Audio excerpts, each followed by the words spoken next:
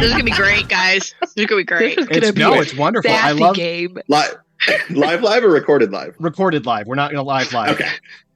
No, I love doing the banter thing and then like coming in kind of in media res where like other people watching and just like something happened. What the fuck happened? But I kind of want to know, and I am here to tell you folks that probably you don't. Probably you don't. We're gonna hit it till it stops moving. If they are enjoying our content, they're probably the kind of people that would. Kit is having a sassy day today. Who put his sassy pants on? I'm not mad about Versus his fuck pants. But that was a different character. That was a different character. But I've put on both the fuck pants and the sassy pants. I'm a grown up. I can dress myself. Oh, two pairs. So, like, I mean, if layering on one is leg and then fuck on the other, like how does that work? Oh, I feel like I've be under the sassy. You know, I've never tried wearing both pairs at the same time. It's always been one or the other. But I suppose the fuck pants being what they are, I could probably just layer them under the sassy pants. It's probably true. And then what happens is they morph to become one pant that just says juicy across the ass. Oh, there you go. Hi, everybody. Welcome to Saul's Rest Arcastorm. I feel like I don't want to call them juicy pants, though. That sounds wrong. Just public safety announcement. If your ass is juicy, you should see a doctor. You should. It's true. If your ass is juicy, sloppy, or moist, it's probably time to go see a doctor. Well, if it's moist, or at least go to the bathroom. Yeah.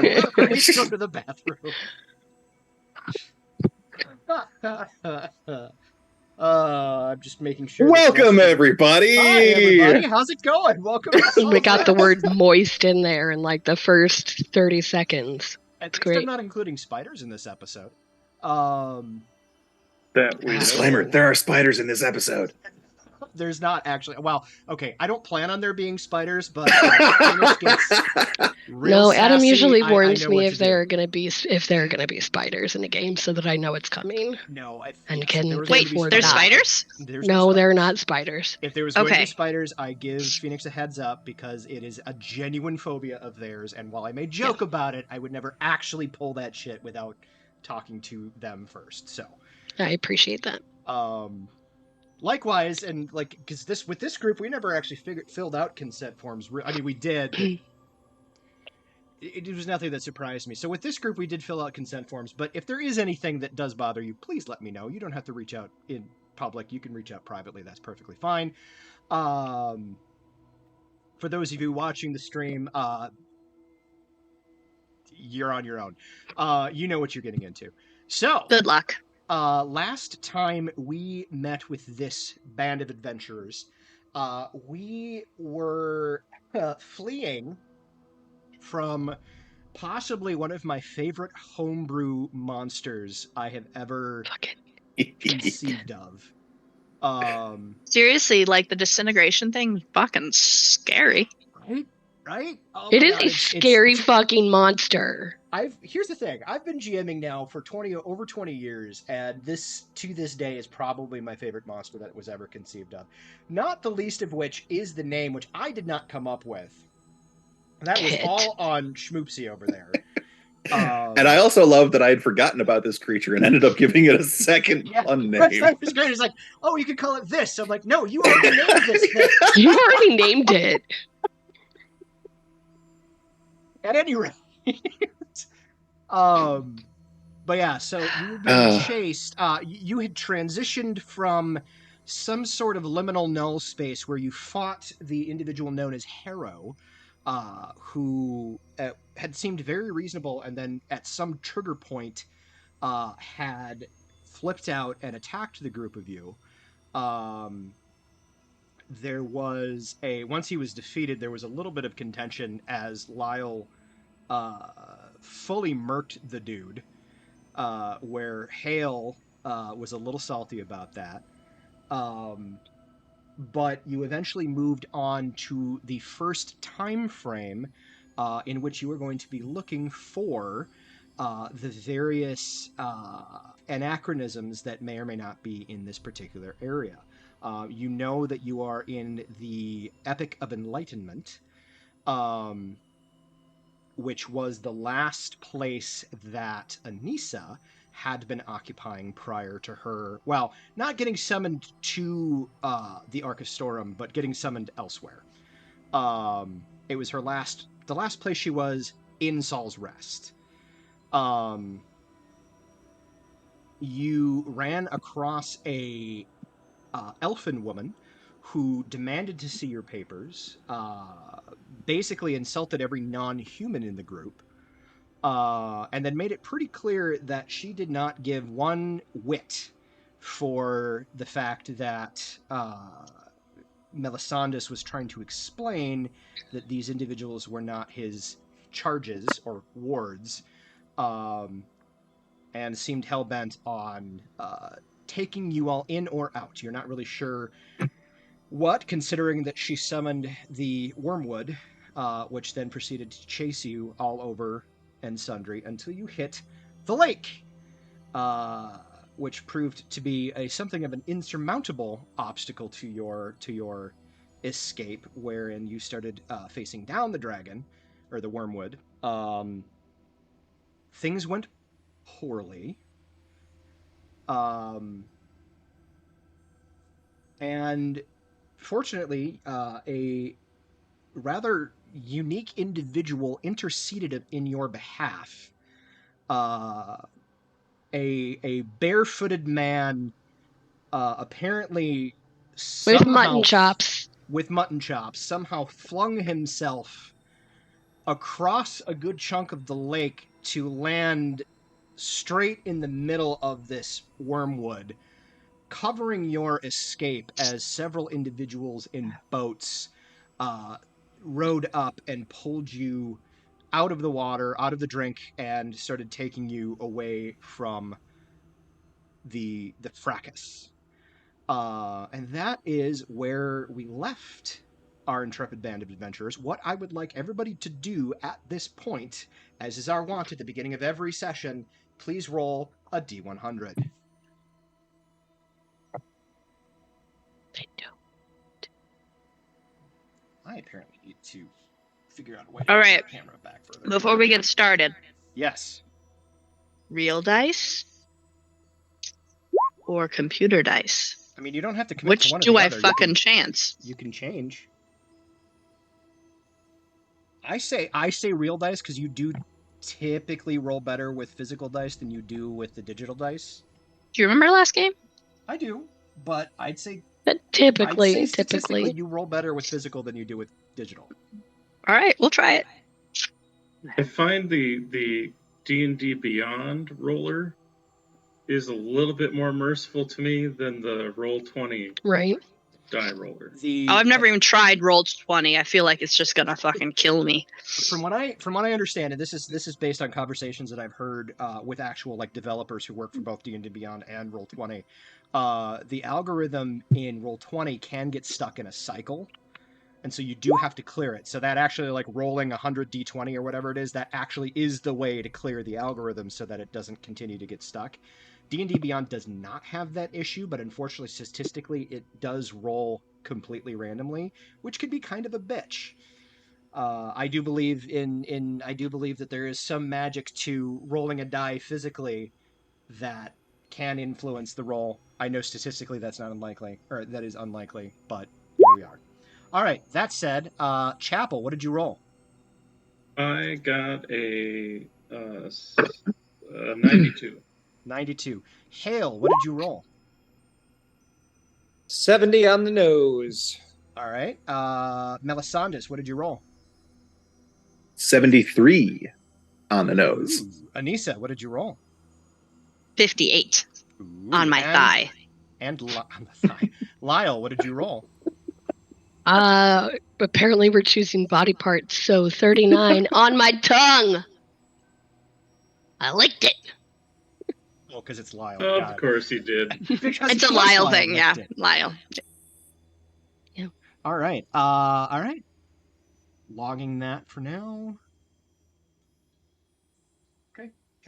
We're good. Excellent. So, the small flotilla rows across the lake, to a series of rivers, and you see as they kind of offshoot. So like kind of there's a large grouping of these boats, probably about, I think I said a half a dozen. Each of you is in a different boat at this point. You see at one point they kind of one by one split off. Each person in each boat kind of explaining that in the off chance that they are being tracked or followed, if they follow a bunch of different, paths, it would be a lot more difficult to find them. And they kind of move as they kind of splinter off. Each of them kind of goes into like a little bit of a river or like a dense brook or something to that effect. Offshoots of the lake going in various different directions. As this is happening, do you just kind of wait it out and see what happens? Do any of you interact with your... We're okay with splitting the party? Doesn't sound like we have much choice. Hale was the first one to interact with these people because he swam towards yes. the whatever. Mm-hmm. So he's had more interaction, so he's fairly at peace with wherever they're taking him. So I don't think he's going to question it too much. Okay. Well, and Hale had been rowing the boat for the folks. If you that's true. Hale had been rowing the boat at one point, so because you were physically more formidable than the person who was rowing the boat. Because I think, you had a gnome and a halfling in your boat who were like each one on an oar. So you're like, I'm going to go ahead and just take that. It would depend on what boat I'm in. There was the woman who recognized Lyle's race. You were probably in her boat, if I'm being entirely honest. I think she was the one that plucked then Lyle would probably... Lyle would probably try to engage just to find out what she knows about their people and like why. She knows? Why she knows? Because Lyle's not used to people knowing much about the Cadorans. Well, let's jump into it then. So you're rowing along. You see the flotilla. The boats are starting to kind of drift further apart, and you see she kind of looks over her shoulder at you, and she's like, "Oh, don't worry. We're splitting up so that we can make it difficult for people tracking us. We'll come back together ere long."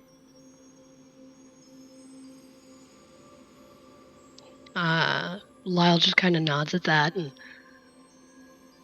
sort of thinks for who else is in the boat with us, or is it just her and me? It's just you and her at this point. Okay. I take it you've run into my people previously. She kind of gives you a puzzled look for a moment, and then there's a moment where it just kind of clicks for her, and she goes, "Oh, you mean Cadoran?" Yeah, there's a number of them in our group. Really? Yeah. How did that come about? Well, they were being persecuted. We gave them a place to go and people to be with, and they accepted.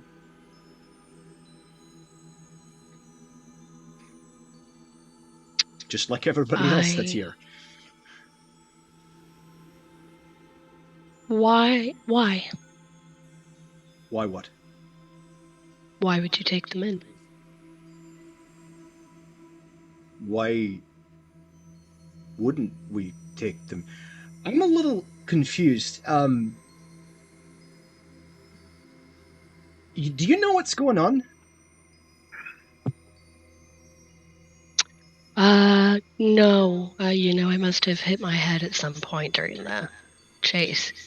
Right. Okay. So, welcome to Solanel.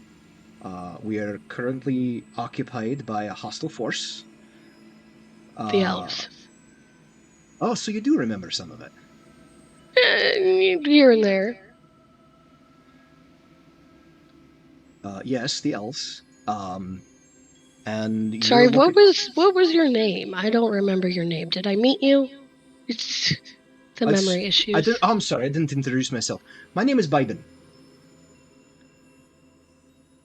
Does the GM want to spell that? Because the accent I can't tell. B-Y-B-U-N. B-Y-B-U-N? Correct, Bybin. Okay. I definitely heard Biden at first. Yes. I was So like, did I. okay. I definitely did too, and I was just like, Me too. Joe? I'm leaning into it. It's just, yep. Joe on the adventure. Vote Okay. blue in 22, folks. This is so airing after the election. Oh yeah, no, this is any fully of our airing in stuff aired yet? 2023. It's 100%. So for context, we're recording this the week before midterm election day. So, just for context. 3 days till the election. B-Y-B-U-N, Bybin. Thank you. I'm Lyle. That's nice to meet you. Wish it were under better circumstances, but... Well, I'm not dead, so I appreciate that. There is that. At any rate, no, the apostasy takes in just about anybody that's willing to support. Not even fight necessarily, just help. The apostasy. That's what Dre calls it.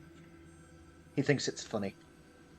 That's the guy with the mutton chops, right? Yeah. Yeah.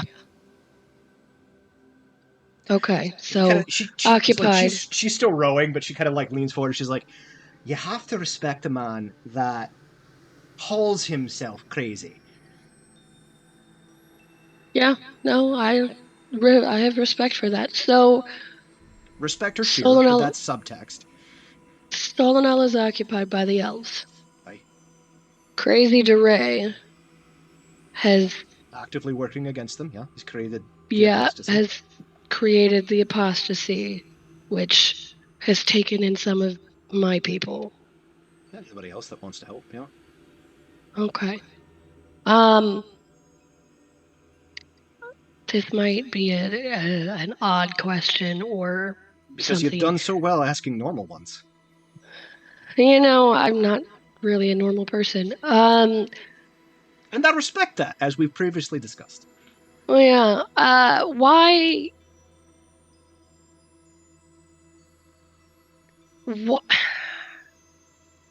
I'm used to my people not being liked or taken in or given any sort of quarter. So why would the apostasy be any different? You see, she kind of considers this a moment. She's like, well, I'll be honest with you. I had never encountered any of your kind before the apostasy. But Dre insists that so long as they're willing to fight the fight, that everybody is brothers in blood. And they haven't given me any reason to be wary of them, other than being kind of cagey, but that's everybody to start with. How long have the elves been occupying Solanel? I know. Just longer than I know. Some ridiculous number, something like 7,000 years or something.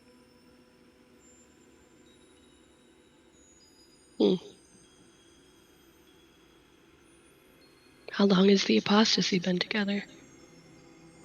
That's probably a question for Dre or Quinn. Depends on who gets back Quinn? First. Quinn is Dre's second in command. I am assuming Quinn does not have mutton chops. Unless he grew them since this morning, probably not. Where do you fall in the apostasy? Soldier? I mean, currently captain of this fine vessel. How long have you been with the group? Oh, I was raised with the apostasy. My parents were members years ago. Oh, okay.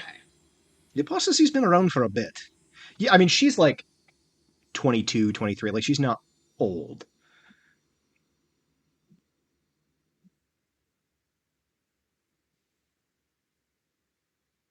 How many Khadorans are with the apostasy right now? It's a big group.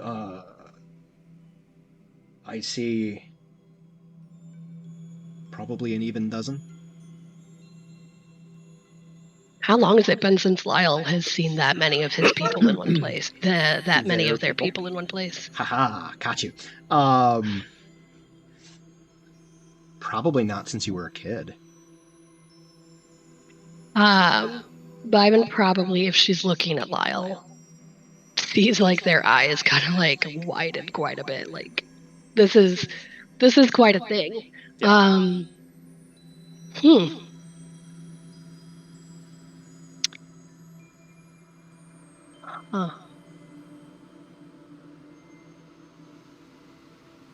That's interesting. I apparently touched some kind of nerve or another. You right? It's been a while since I've seen any of my people, let alone that many in one place. She doesn't really say anything to that. She just kind of takes it in stride, so to speak.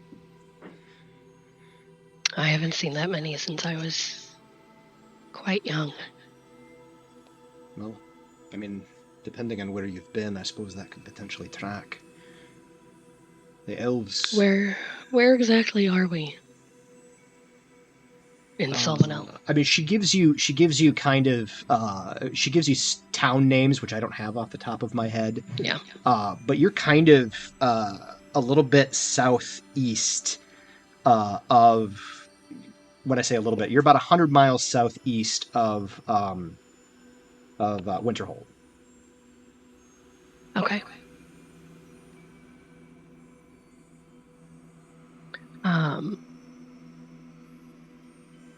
Okay. And then, I don't think we ever really said where Lyle was mostly from. I'm assuming not from that area. You moved around so much since you were a kid, like I don't know that you'd ever call anywhere home, necessarily. Yeah. Just because you were... That makes me sad for Lyle. Well, I mean, you were actively being hunted, like your people were actively being exterminated, so... Some asshole was committing a genocide. It's a thing. It is a thing. Okay. I think kind of after that, Lyle probably goes quiet again and is just... Kind of sits with their feelings. Yeah, because they're definitely having some capital F feelings right now about it. Yeah. No, not even feelings. Capital F feels with a Z. Yeah, big feels. All right. Do any of the rest of you, or do you just kind of wait it out? Melisandre will take the opportunity with somebody else rowing him around to start ritually casting Detect Magic. Okay, sounds good. Go ahead, sorry. It's okay. I was just going to say that Anissa would probably chat with whoever she's with to try to kind of figure out the who, what, wheres of what's going on. You're going to get a lot of the same information that I just related to Lyle, unless there's anything more specific you wanted to ask. I don't think so. Okay. Not at this point. Hale's going to do the same thing, but he probably would also ask once learning about like the elven occupation, because this is news to Hale. Like this is way after. A whole new world for you. Yes. A new epic in point of fact. Indeed. Yes. He's going to ask about like the tactical situation of like how far, like what's the nearest encampment of the elves, like that sort of thing. The person that you're talking to does not appear to have a lot of that information. You get the impression that they are kind of a... Tactics is not their thing. They're much more of a point me to the evil kind of individual. They're much better at taking orders than giving them. Um, so, and you get the general. Oh, do me a favor, make an insight check. I say, do me a favor, like you can say no. Go ahead. I don't give a shit. You just won't get any information. Hale rolled a nat one. So Okay. what does that do? What does What that is insight your do? you? So basically, what that does is it just kind of tells you that this individual does not have the information you're looking for. Is more than happy to kind of talk about like their life with the apostasy, which you will all learn the apostasy on this particular trip. And you definitely, as you're kind of listening to this individual talk, I think yours was a female-bodied individual as well. She just kind of lets on that she's like, I joined. I was sort of left to my own devices. I joined when I was very young because I needed food. They fed me, and so I stayed. And the gnome and the halfling are both kind of. They seem to be having a conversation amongst themselves. Do you speak gnome? Let me check. Sure don't. Okay. So they're having a conversation amongst themselves, kind of just ignoring what's going on. She's the only one that's really bothered to engage with you. They're not necessarily being rude per se, but it's kind of like when you're the third wheel with a group of friends, like that's kind of the vibe you're getting. All right, cool. Sounds good. That'll do. Okay. As far as Chapel, he's not necessarily going to engage with them, but he is going to kind of go through his stuff and like dry himself out, and Okay. because he was submerged. You indeed were submerged. All right. So a little more than an hour passes, as as each boat kind of goes down its own river and tributary and kind of moves around this series of. Apparently, there's a bit of a morass to the southeast of Winterhold and Solonel. So, if somebody wants to write that down, so I can note it in my geography notes, that would be great. But about an hour passes. Melisandus, you fully have detect magic up and going by the time you get there, because I think it's only 10 minutes for you. It's a ritually cast, yeah. Yeah. But eventually, you pull off to the side. You all kind of congregate back in one area, and then all the boats kind of arrive roughly at the same time. Several of them like connect up through one little tributary, and you guys see each other. But eventually, you pull up to kind of one side, and there's a bit of a sandbar where the water kind of bulges into a beach, and the water kind of beyond that sandbar calms. As the sandbar works as sort of a natural break. And you see they pull the boats up onto the shore, motion for you all to kind of get off. And then they all pull the boats fully into the foliage and like very quickly and efficiently cover them all up, such that they cannot be easily seen from the shoreline or from the water. And even as you're going, you see probably Bybin herself kind of lingers behind and covers everybody's tracks in the sand, as you are led deeper into this heavily forested area. I think Lyle and maybe Hale might be the only ones that figured out exactly where you are. So you recognize that as where you're at is probably not super far from the forest that Arborea occupies. So this area tends to be fairly wild in terms of growth. This is a Fangorn type of forest, very old woods, very old trees. But you are all back together again, and you are now walking through the woods. Do you share the information you learn, or you just stay quiet?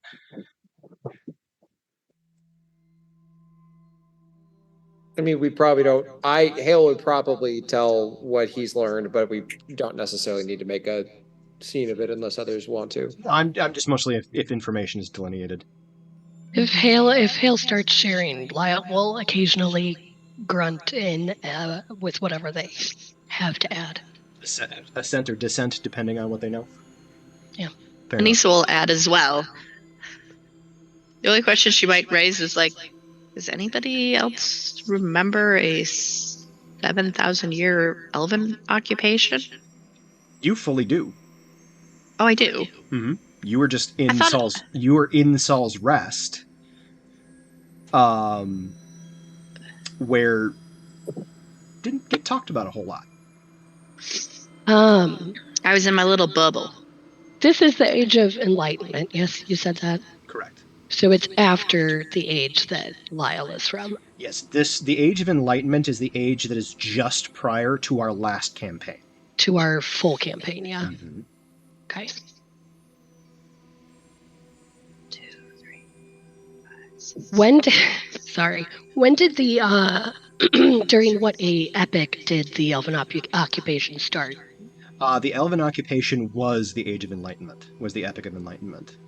It was when they took over Solanel that marked the beginning of the epic. So, would Lyle know about it, or would Lyle not know about it? Okay. His Godfall was before. Was right before, and yep.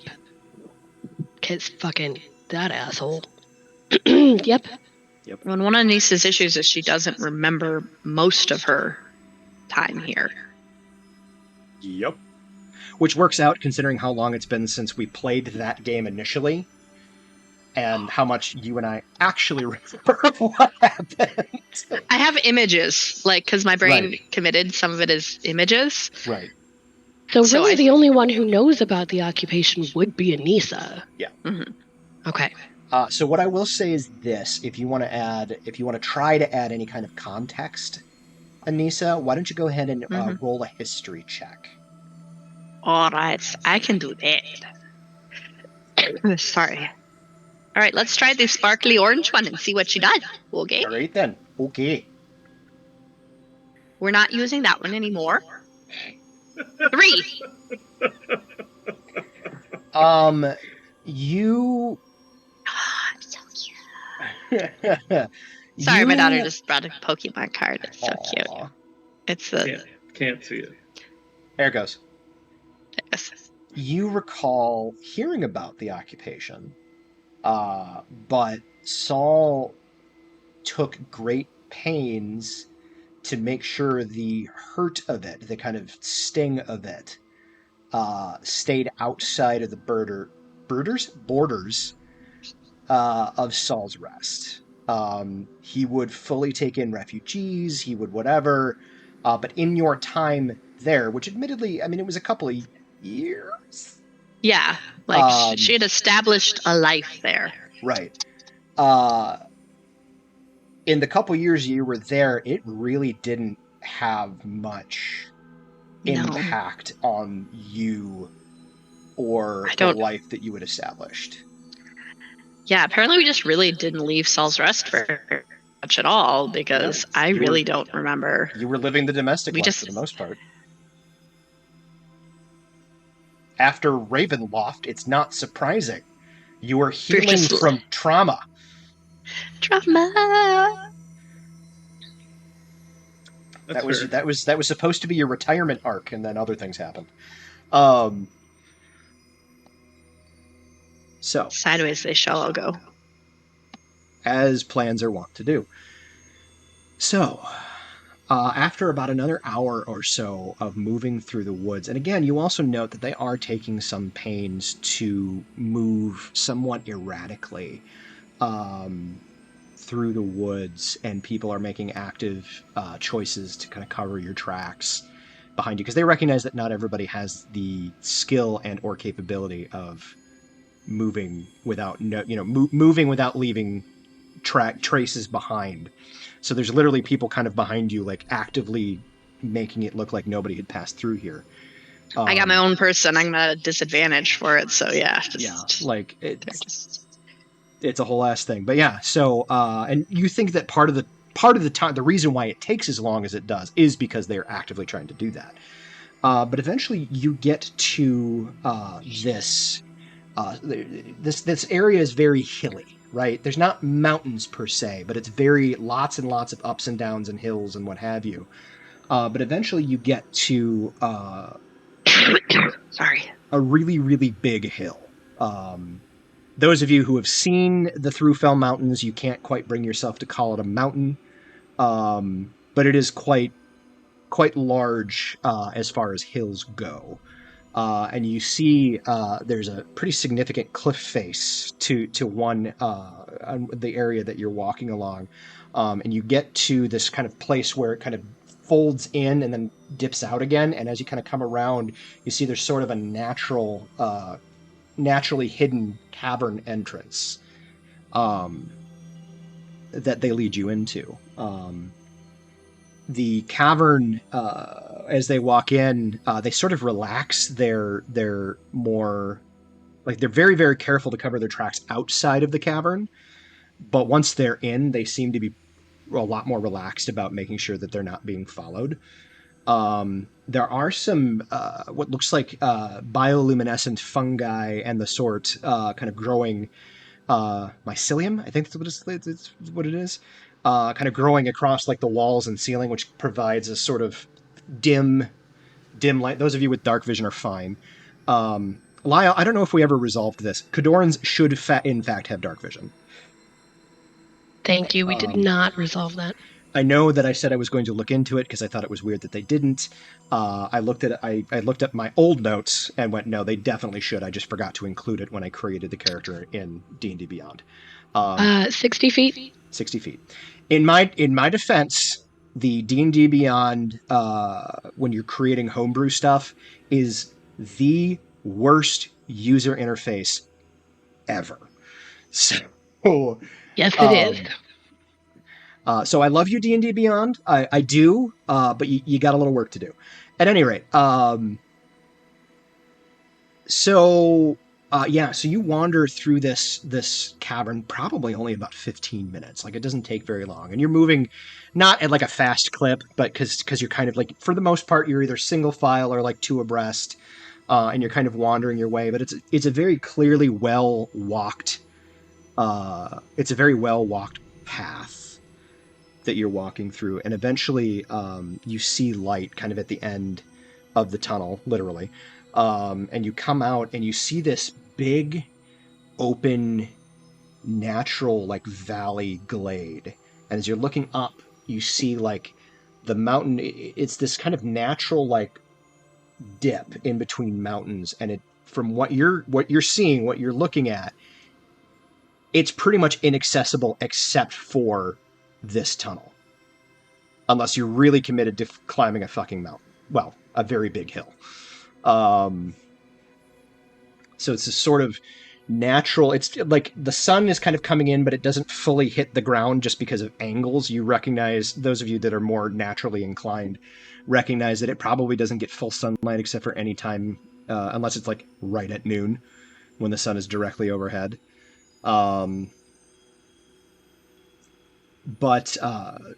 there appears to be, as you're kind of like, as you were walking too, like there was a gentle creek that kind of came out from one of the cavern walls and is kind of like flowing into the space. And you see there's a lot of like green and trees, but as you continue down, you see that there actually is what probably started out as a temporary camp, has grown over a number of years into more semi-permanent structures, and you see a fairly large, what you'd call it a village of individuals, and they're all different races, all different types. The only representation you do not see are elves. Here and there, you do see somebody probably with some elven descent, so half elves, quarter elves, etc. But you do not. The only full elves that you see are Melisandus and Hale. I'm assuming no Warforged? No, correct. There are no Warforged either. But and you kind of walk into this dirt. You're kind of walking down this dirt path, and like as you're walking, you realize that once you kind of come out of the cavern, there is a very obviously tended to and maintained dirt path. It's like that kind of runs along this little creek that comes out of this cavern. The creek eventually kind of diverts around the main body of the village.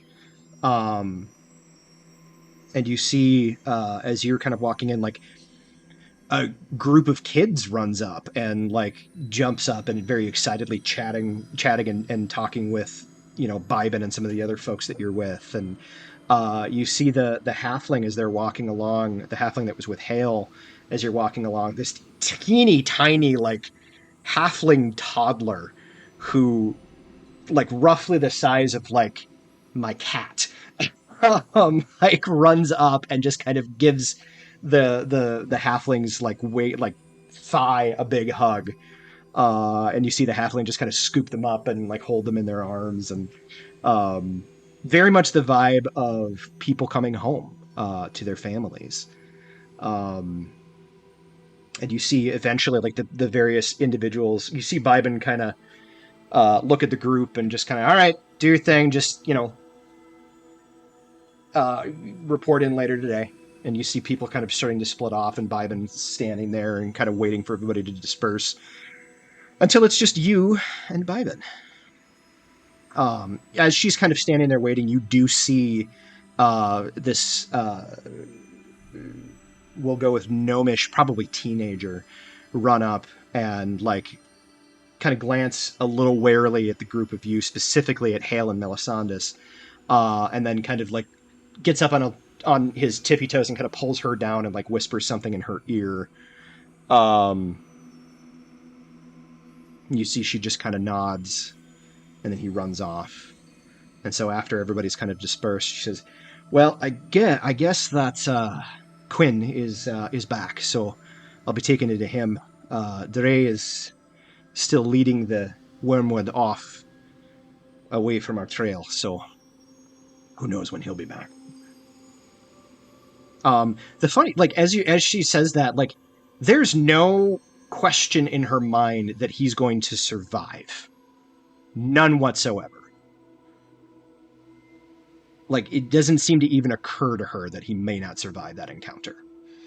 But she's like, yeah, so you're gonna, and she kind of, again, her gaze kind of lingers on Melisandus and Hale, the two elf-presenting individuals. And she's like, you're going to want to see Quinn before we do anything else. So, unless you strenuously object, I suggest you follow me. No objections. It appears that being an elf has its advantages elsewhere, but not here. She kind of shrugs a little bit, and she's like, we've worked with elves in the past, but I mean, you can't, given what a lot of these folk have been through, unfortunately, you can't blame them for being a little cautious. No, entirely understood. Didn't Primordial all just tell Vigil to guard Melisandus? Do you see the... Lyle will hang back by Hale. Okay. So she turns and starts heading kind of deeper into the village.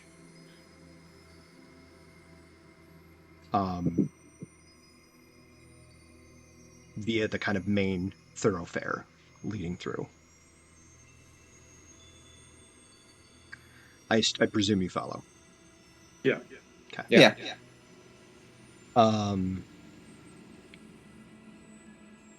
Okay, you walk through.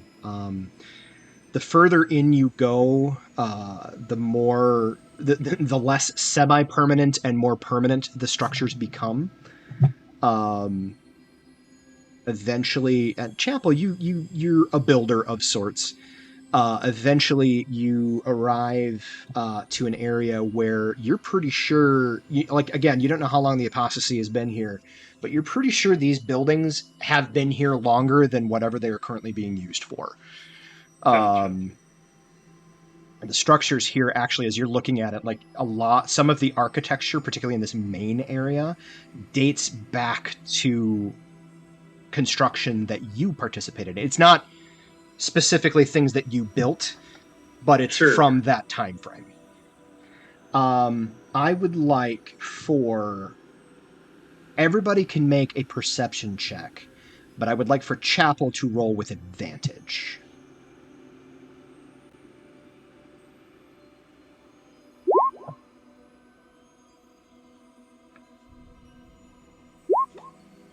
My passive perception is a 20. Can I use that?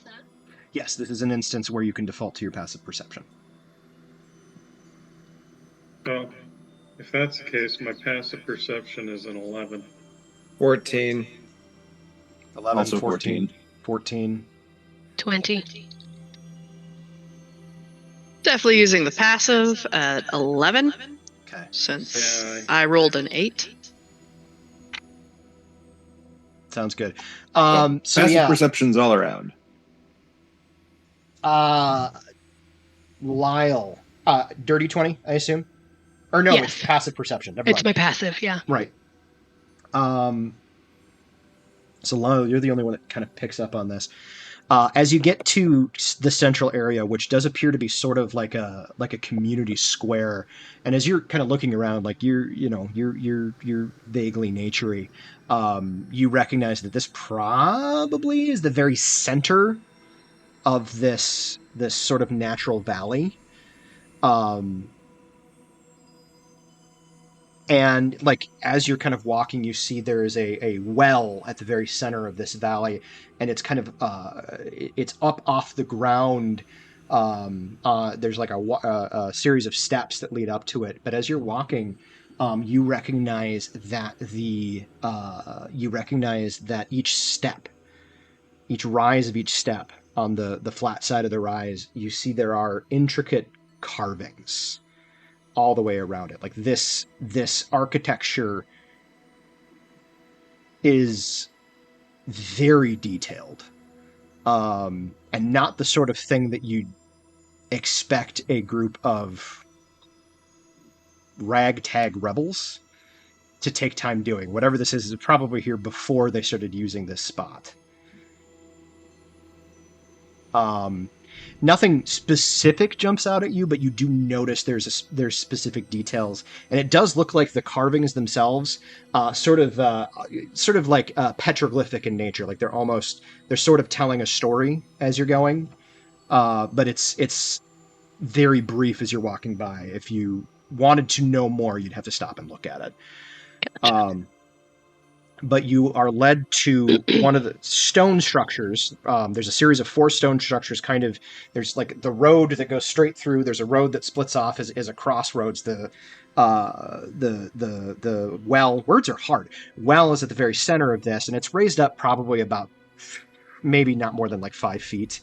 So there's a series of steps that kind of are, increasingly smaller platforms leading up to this thing, and she doesn't even go straight through. Like she actually kind of skirts around the big circular pedestal that the well sits on, and goes to one of the far stone buildings, which appears to have once been probably some kind of like meeting hall or some such. It's a sort of a long structure, the front of which kind of sits looking out directly at this well. You see the structure seems to kind of go back, and then where the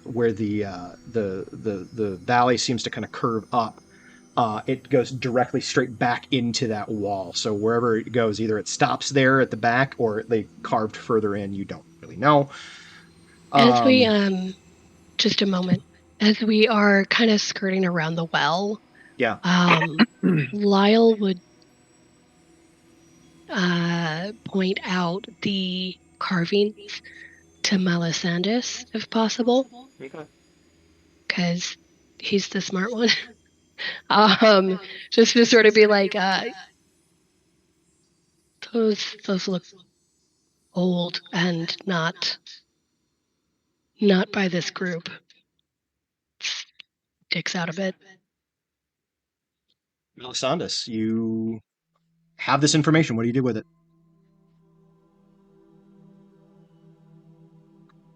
Well, I guess I'll study them a little bit closer myself then. Okay, make an investigation check.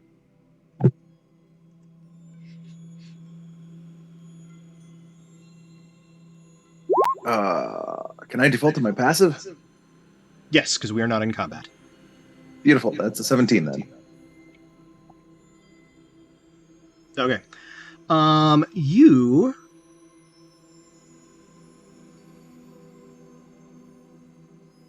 Here we go. You study the carvings fairly closely, and you aren't 100% sure. Like, you don't really have any context to where this present moment is in comparison to your time frame. Sure. But as you're studying it, 17, you notice a kind of recurring pattern. A lot of heroes standing against various different hazards and creatures, and but as you're studying it, you see one particular. So each one kind of represents a what as you're looking at it, you're picking out the patterns and whatnot, and you're recognizing, like, this is one group representing one event that happened at some point. This is another group representing another event that happened at some point, and there's just a number of these kind of skirting each rise. And it looks like, as you're looking at it, the lowest rise is probably the oldest and moving up to the most recent. And you look at, as you're looking kind of at the bottom, even as you're just kind of skirting by, you see, as you're kind of looking up at it, you're realizing that each of these rises seems to represent one of the previous epics. So as you move, as you're kind of studying, and part of what gives you that idea is that the second one seems to be, all of the events seem to be revolving around undead, but you also see mechanical men. You see Warforged depicted here and there, and you're like, okay, that's probably because you heard, you've met Chapel, you've heard some of the stuff that Chapel and Hale had experienced in their time frame. So, like, okay, so, and then you kind of go up, like, you don't know all of the things that came after because you're from the very beginning, right? But you're kind of guessing that that's what each of these represents.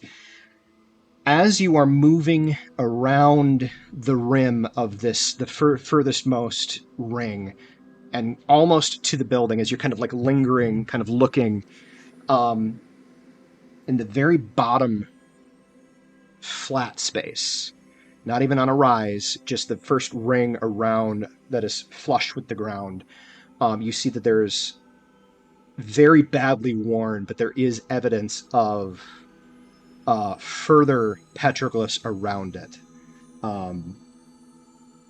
And what catches your eye about that, more than anything else, like, doesn't surprise you too much because the whole thing seems very historical and representative of the various, of the passage of time. Sure. But you realize that if that's there, then it must be a history before the first epic, before your time frame, which would be information that a lot of your, like, contemporaries have been trying to glean. Your understanding of the world at the time frame that you're from is that the world for your people is fairly new. Right.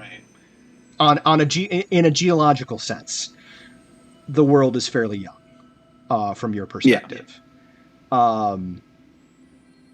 From a much more microcosmic, like single life sense. Not so much. You've been around for over 100 years, and there's dragons and whatnot in your time frame that have been around for thousands of years. But that final row would have to represent something that came before your time frame. And that, just as a historian, as a person that is interested in the passage of time, that really resonates with you. Yeah. I think I'm going to be a little bit fixated on that for a bit here, and trying to piece together what I can through the damage, and seeing if there's anything that I can think of to repair the damage. Do you fully stop? Figure out. Oh yeah. Okay. So yeah, you guys see Melisandus just like after you point this out, you see him kind of like slow down and is kind of studying this. And right as you're kind of getting like Bybin is in the front, and now Melisandus is fully in the back. And as Bybin kind of stops at the door to this structure, she kind of turns to gesture the rest of you in, and Melisandus has just fully stopped. And honestly, probably starts walking back the other way, like looking at the bottom, like, oh, I got to go back to the beginning of this. So you see Bybin kind of... I recognize that it's very pretty and all that, but you've got things to do. Remarkable. Do you know when this was made? Do you know who put all of these symbols here on this bottom rung? I really don't. Have there been any attempts at restoration? Not that I'm aware of. Kind of like curses a little bit under his breath and like keeps walking back towards the beginning of the... And like as this is happening, you see like here's like a group of kids like runs into the square and are fully like playing soccer over this first ring. Like they're using like the first rise to like bounce the soccer ball and like headbutt it against the ground, and all like zero care or worry that there's even something there. Oh, Melisandre starts shouting like, do you not read? This is a priceless historical artifact. As soon as you start shouting, Bybin like moves up to your side. Like she doesn't grab you or anything like that, but she just put a hand on you and she's like, your name was Melisandre, right? It is indeed. You need to not raise your voice in this spot without these people knowing who you are. That's a good way to get yourself killed. But this is ancient history, and it's already in such tatters. Melisandre, you might need to get the stick out of your ass to prevent causing problems. If you want to bring it up with Quinn, you can bring it up with Quinn, but for right now, I suggest we move inside. You've already caused a scene. Cat. Very well, if this Quinn person can prevent further damage, then I guess it's up to him. I'll start quickly walking back towards the door. As Hale moves by the second ring or whatever it is, he goes, "Hey, I killed one of those before." As did one of the undead things, and then just keeps walking like it's nothing. I'm gonna lean over to Anissa and quietly say, "Is the stick up the ass thing? Is that one of those sexual things?" No, it's a metaphor. It has to do with him being rigid and stiff. So if there was a stick going up his spine, he would be unbendable. Ah. So yeah, no, not sexual, not an actual stick, just the concept that he is rigid and so self-focused that he doesn't get what's happening around him. Thank you for the clarification. I understand. It could be confusing if you don't know that one. And ugh. I find certain fleshling things to be quite odd and messy. We are an odd and messy bunch. Agreed. And he then kind of continues up. Okay. Do I see representations of Godfall then on the top one? You do.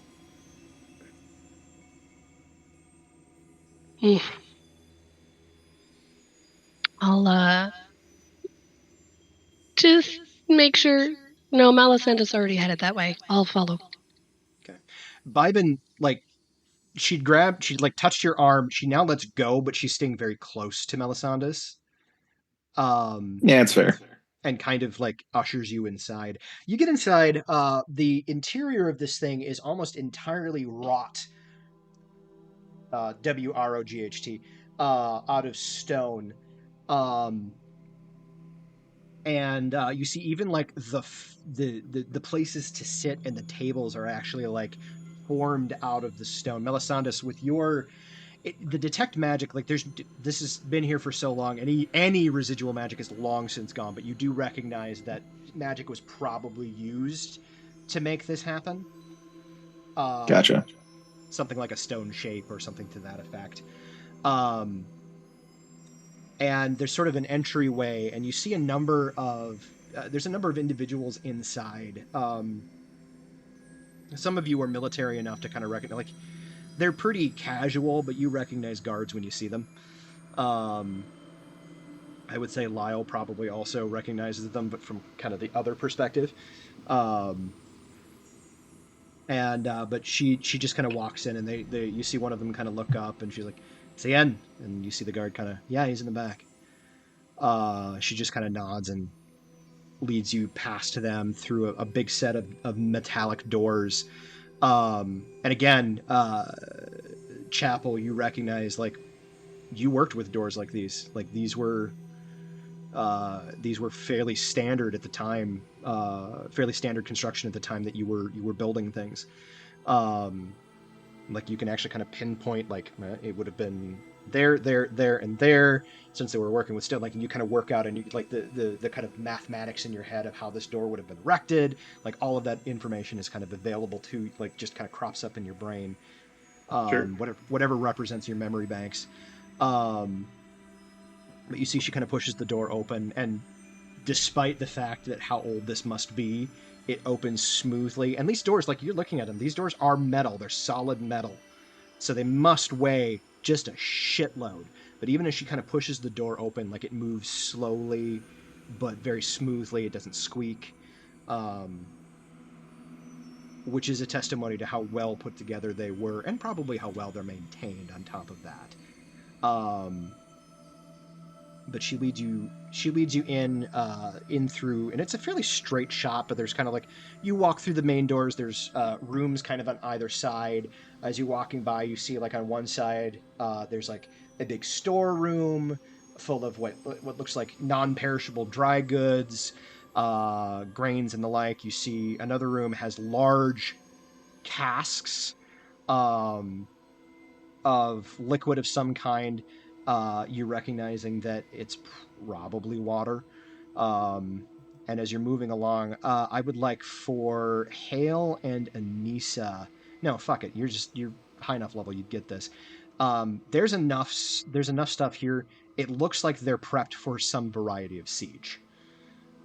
They've got things laid away in case there's some kind of significant thing where they have to be trapped here for some time. On the other side, there's linens and clothing and all that stuff, and it looks like they've got plenty to go for a while. Once you get past that, there's another set of doors that she opens with a key. And you see, as you're walking through this section of hallway, the doors on either side are closed and locked tight. Again, the more military-minded individuals would recognize it's probably weapons and the like. Stored away for whatever purpose they need down the road, until finally you get to the very back, and at this point you recognize you're probably fully in the rock face of the mountainside. And there's a door another kind of big metallic door that looks like it does lock, although it is open. And you see seated at a desk is a man. He appears to have some elven heritage. Anissa, where are you in all of this? Where are you in the line of individuals? Probably in the middle somewhere. Okay. So as you step into the room and you get a look at the man seated at the desk, you recognize him.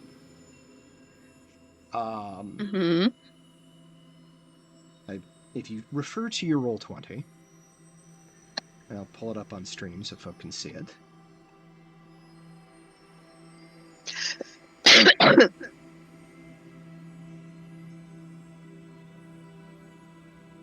Yeah. He looks too happy. I don't trust him. He looks pleased, and I'm scared and confused. Why are we so pleased? I was going for friendly, and it's kind of hard to approximate that. But you see this half-elven man who you recognize as a man that you knew in your time in Saul's Rest. You recognize him as Quinn Phaedra, who was, at the time of your last moments in Saul's Rest, going to be married to your adoptive sister. I'm like, not mine, but my sister's. Right. You said they named Quinn. I'm like, that's not mine, but I know that was somebody else's. Yes. It was the name of the character whose name started with S that we, for the life of us, cannot remember. It was her partner. It was her partner. But you see him kind of glance up as you walk in, and like he's just sort of impassively taking in the whole group until you walk in the door. At which point he stands very suddenly, and he, like, not reaching for a weapon or anything like that, but he stands up very, very quickly, and he's, Anissa, you're... I have scowly face. I have, like, confused scowly face. Not angry scowly face. You see him kind of look at, like, the group, and then look at Bybin, and you see him, like, there's some kind of... something is processing in his head. Anybody who wishes to can sure make an insight check. Should I? If you wish to. I said anybody who wishes to. Okay. We'll try this die this time and see what happens. 18 for Lyle. One, baby. Is it a nat 1, Chapel? Yeah, total of 5, but nat 1. 17 for Hale. Okay. 18 Malisandus. Damn. I got a 5, so 9. We're doing great here. Haven't rolled over a 6 so far. So Mal and Lyle are twinsies. So Malisandus, Lyle, and Hale, it's obvious, he knows who she is. Like, that much has been made clear to everybody. Seeing she said my name. The three of you are watching him actively deconstruct some variety of shock or trauma that happened some time ago that he clearly thought he dealt with, and is now being confronted by the fact that he absolutely has not. And a lot going on there. Yeah, and it's all kind of in his face and eyes as he stands up and says the name. And then he kind of looks over at Bybin, and he looks over at the group of you. And he kind of looks back at Bybin, and he's like, "These are the ones that you..." And she goes, "Yeah, we being chased by an elf patrol in one of the wormwoods." Like, okay. Andrea is still, and she's, "Yeah, he's still chasing. Are you okay?" I'm fine. I'm just fine. I'm definitely fine. Lyle just sort of audibly, like, scoffs. And he gives you a look that it's not quite it's not the stink eye per se, but it's kind of a okay, really? Um, and he's like, I I don't I don't know the rest of them, but I do know. And he points at Anissa. I Not can fine. I can vouch for her, and if she can vouch for them, and he kind of gives you a questioning look. This is my current. Yeah. Yeah, Shiva. Can you give us a moment, if you would? And she just kind of, all right. And she turns and walks away, and he's like, and close the door. She pulls the door closed. And he kind of looks back at, like, kind of at this point just ignores everybody else and just makes direct eye contact with Anissa, and he's like, you're alive. Been dead multiple Ish. times. Been dead multiple times, and at this point, what I remember of you is loved, but not mine. You see him kind of take And your that name's in. Quinn. And your name is Quinn. And I knew you. And we were in Saul's Rest. And I lost someone. I don't know their name. I don't know him, but I know him, but I don't know him. And there was so much lost. And it happened, and then we were gone. And then there, I had to end a world next. And then I died again. And then I'm never at peace. I get yanked out for this one. I don't have answers. But yes, in this moment, I am alive. You see him very much like kind of take all that in, and as this kind of verbal word vomit kind of splashes over him, because it's totally word vomit. There's a metaphor for you. As the backsplash from the word vomit just kind of rolls over him. Did you? Yeah, that's right. I had to double down. What are you going to do? I'm all the way over here. I know where you live. I know, and you're fully going to hit me the next time you see me. Anyway,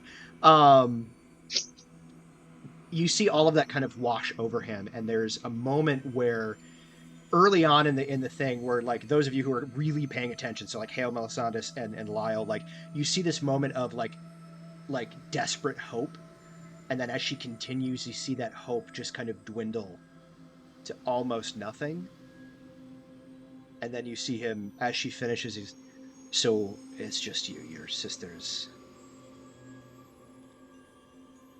Not, of course not.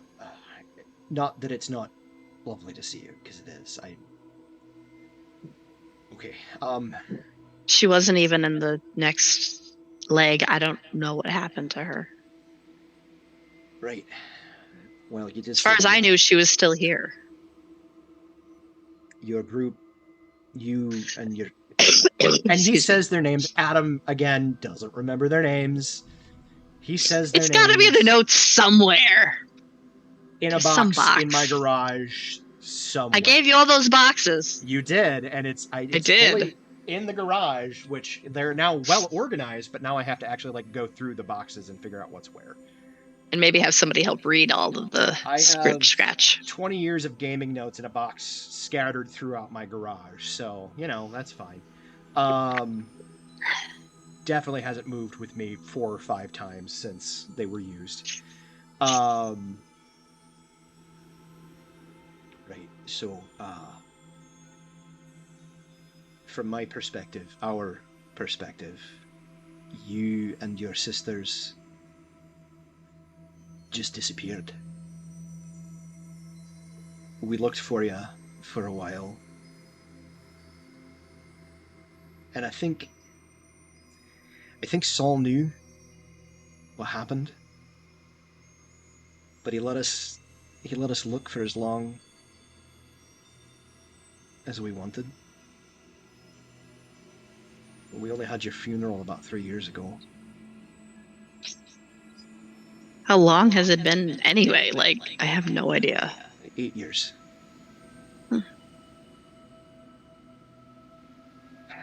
Right. Pretty sure it was my wedding night. It was.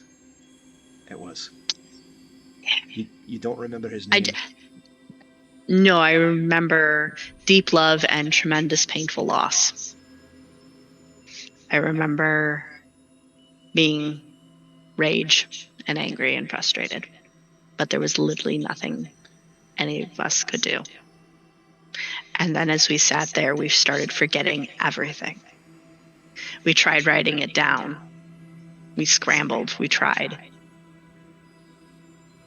But as we became awake where we were, the years with you all were slipping through our fingers. We remember the feelings, and we remember that there was love, and we remembered that's where we wanted to be,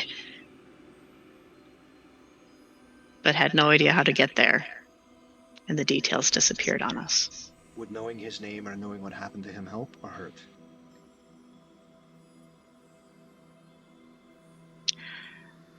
I don't know what to do at this moment. We'll come back to it. Because me and my ragtag new adventure crew,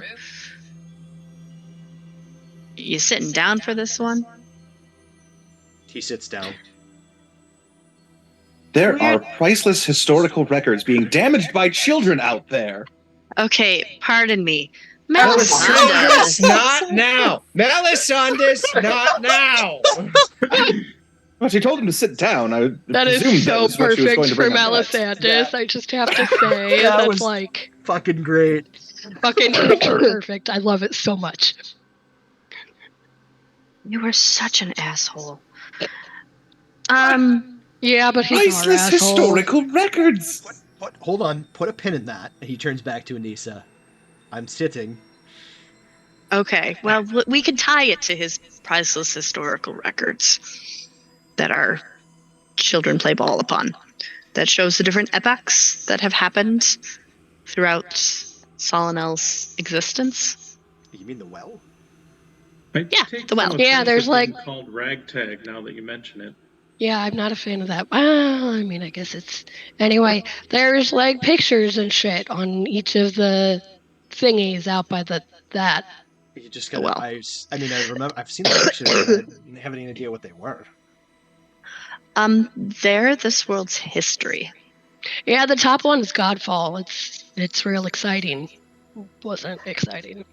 To really bend your ear and just take your world on end. None of us are from the same time period. That's not true. Okay, 2 of you are, but generally none of us are from the same time period and can call one of those pictures home that they experienced, and that was their life. And we're trying to save the world. And we don't know why we're here right now with you. Yeah, there's some shit we're supposed to fix or something. There's something we have to fix in this time, in the age of enlightenment, which is the time period. Is that what you all call this? That's shitty. Yeah, I don't know what the elves call it. Yeah, because they're in charge. Side note, don't remember the elf occupation very much. Did we live in a bubble? That's complicated. I can explain some of that, I think, but is there... Just give me everything at this point. Okay, so we've been journeying through time and space to save the memories and history of this world. We don't know why we're specifically in this time period, like of what we need to fix. It's kind of, we're sent on a mystical adventure from a being higher and more powerful than us, who apparently can't intervene on his own behalf. There's like a time dragon who remembers everything and is forgetting, and therefore like all of everything is about to be erased. But there's shit we have to fix. The dragon forgets existence. Existence no longer exists. That. So we're working on that. And something is creating these anachronisms to cause it to forget existence. We are attempting to stop that from happening. The only hope I have is the fact that the time I am that represents me and that I'm from, that I wasn't the anachronism, because this is apparently 8 years after I was here and could have messed something up. Okay. So that's a lot. that's why you had to sit down. No, that's I appreciate that. That's a lot. Honestly, Anissa, if it were coming from anybody but you, I would say that you're absolutely bug nuts crazy.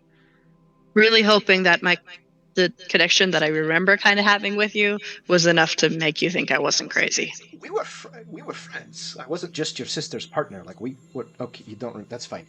Well, again, I remember love and caring, you don't remember, but not it's mine. a whole thing. Well, I remember. Okay. I'm not. Can we have like the family moments later and try to figure out what the fuck we're doing here? I'm sorry. Well, who's this? Lyle, this is Lyle. Lyle's very tact. blunt. Side note, Lyle, I don't know if you've noticed, every time we fixed it, we whooshed to the new place. This is my only time to have the moments. Because as soon as we figure this out, I don't have this anymore. Must be hard not having family. Okay, I don't know what's going on. Can we here, stick them in a closet? But what and let I them am think gonna about say, themselves? You've just thrown a lot of information at me, and I'm going to be real honest with you. If it weren't for Anissa's presence here, I wouldn't believe a fucking word of it. So the fact that she's endorsing all of this is great strides in your favor. Now, here's what I am going to say. Points at Lyle. You are very rude. Points at Melisandus. I did not know that was historical record of our world, and had I would have taken greater pains to make sure that it was less trod upon. As it is, I will take steps. I don't think Dore is going to care, but Saul certainly would, and that's more important to me than anything else.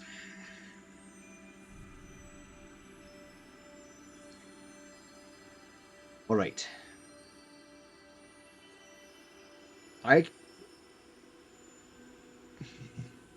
You seem to sit back a little, like, deflated. Truth be told, sir, that was my exact reaction. I don't think I have the mental capacity to truly comprehend everything that's going on, so I'm right there with you.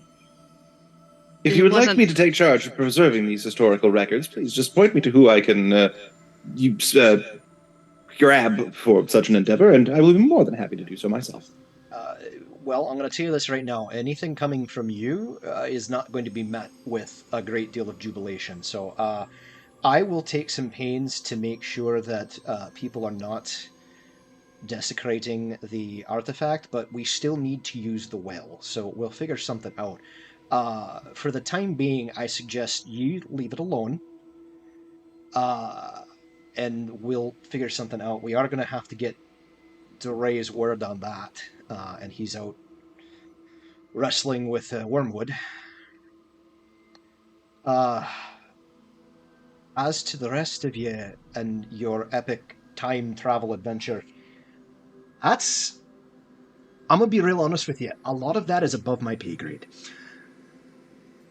I don't know how much I can help in terms of finding whatever anachronisms you're here to seek out, but what I can do for the time being, he kind of looks over at Anissa, I guess old time's sake, is make sure that you have a place that's relatively safe and you won't be hindered by the current power structure as it stands. Deeply appreciate that. You see him stand up, and he goes to the door and he kind of pushes it open. And as he does, you see Bybin is right there.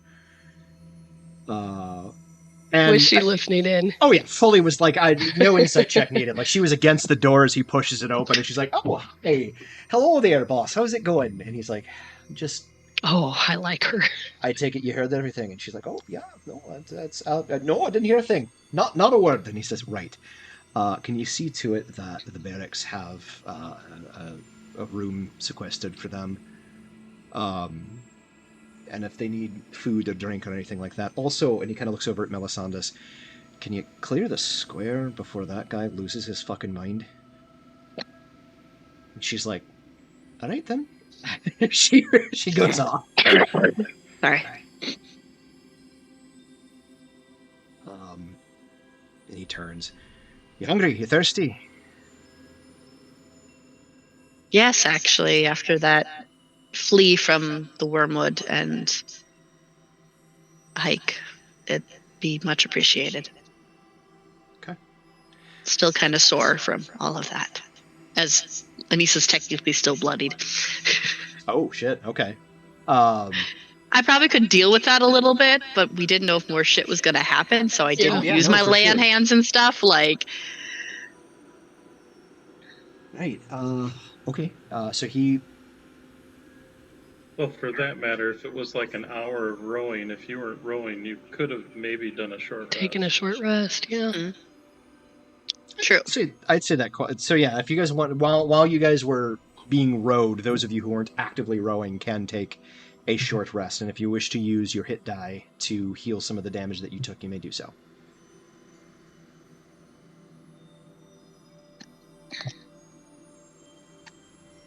Do so. I will happily take back my action surge. Thank you. Wow, that sucked.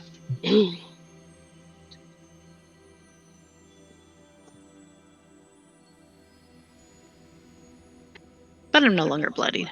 Yay! No longer bloodied.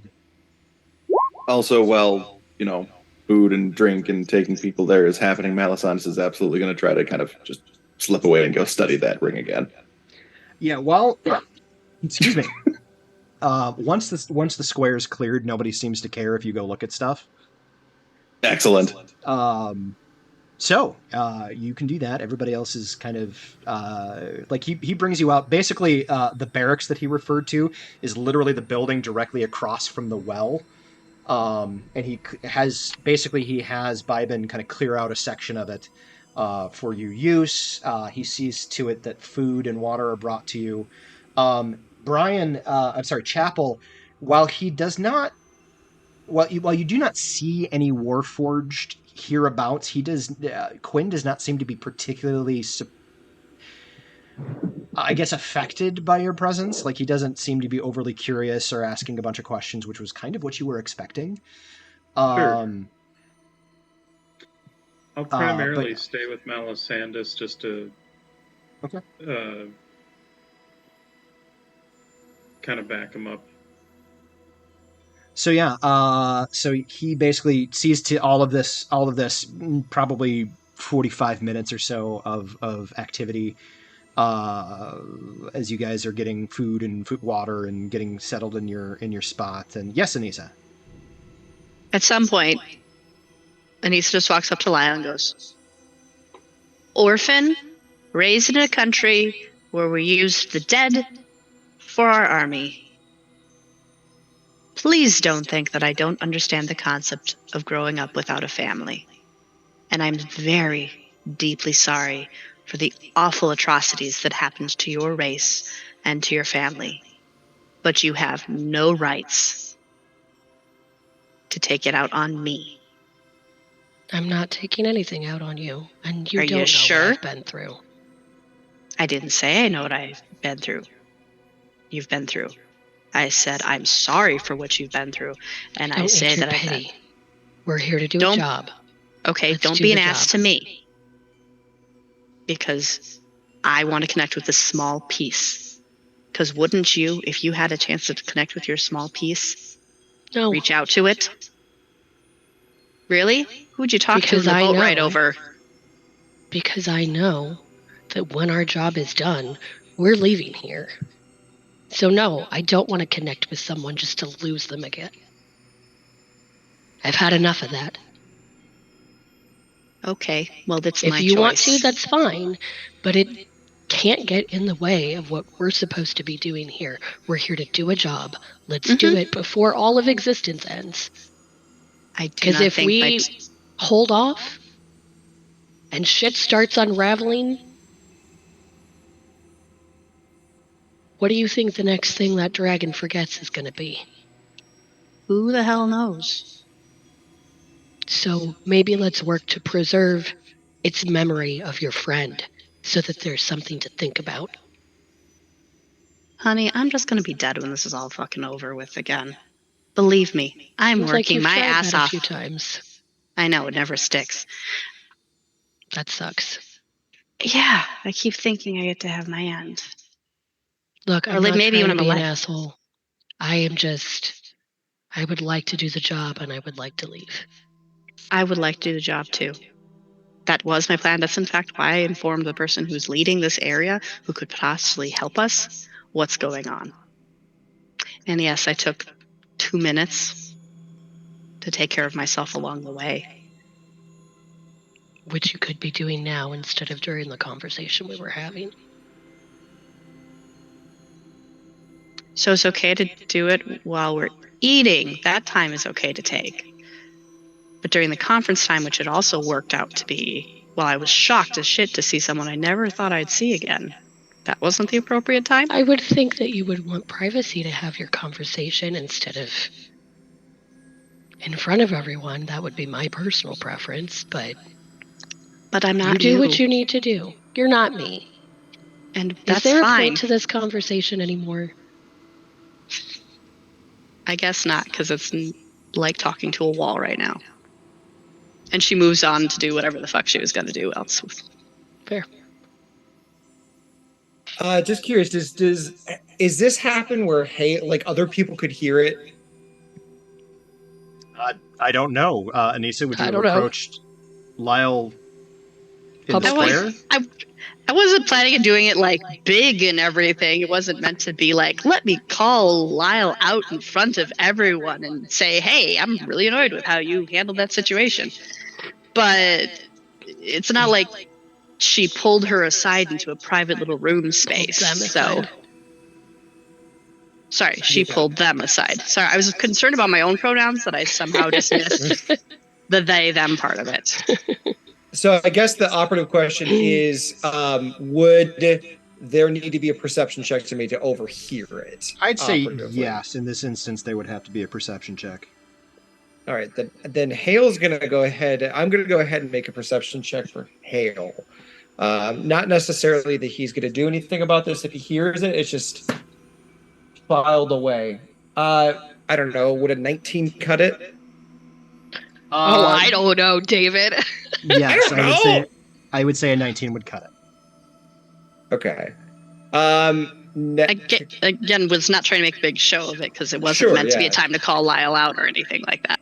Can I also then do an insight check just to see into the mind of both Anissa and Lyle based off of what you want to tell me or like how you're presenting? I don't know. It's up to you. At this point, it's up to the players, I suppose.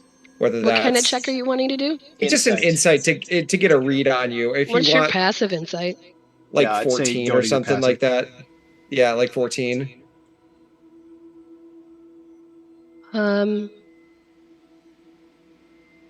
Lyle's trying really hard to play it off like it's not a big deal to them. So.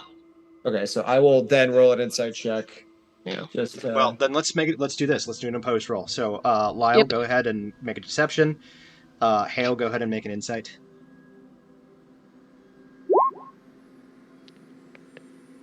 Based off of our previous conversations, I don't know if this is the case, GM's discretion, but could Hale at this point make something with advantage? No? Okay. I got another 19 total. Yeah, no, that beats my deception. So how's Lyle real feeling? Lyle is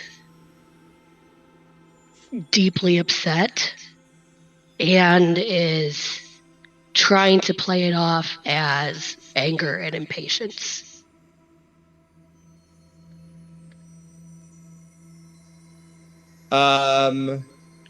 What's I don't know.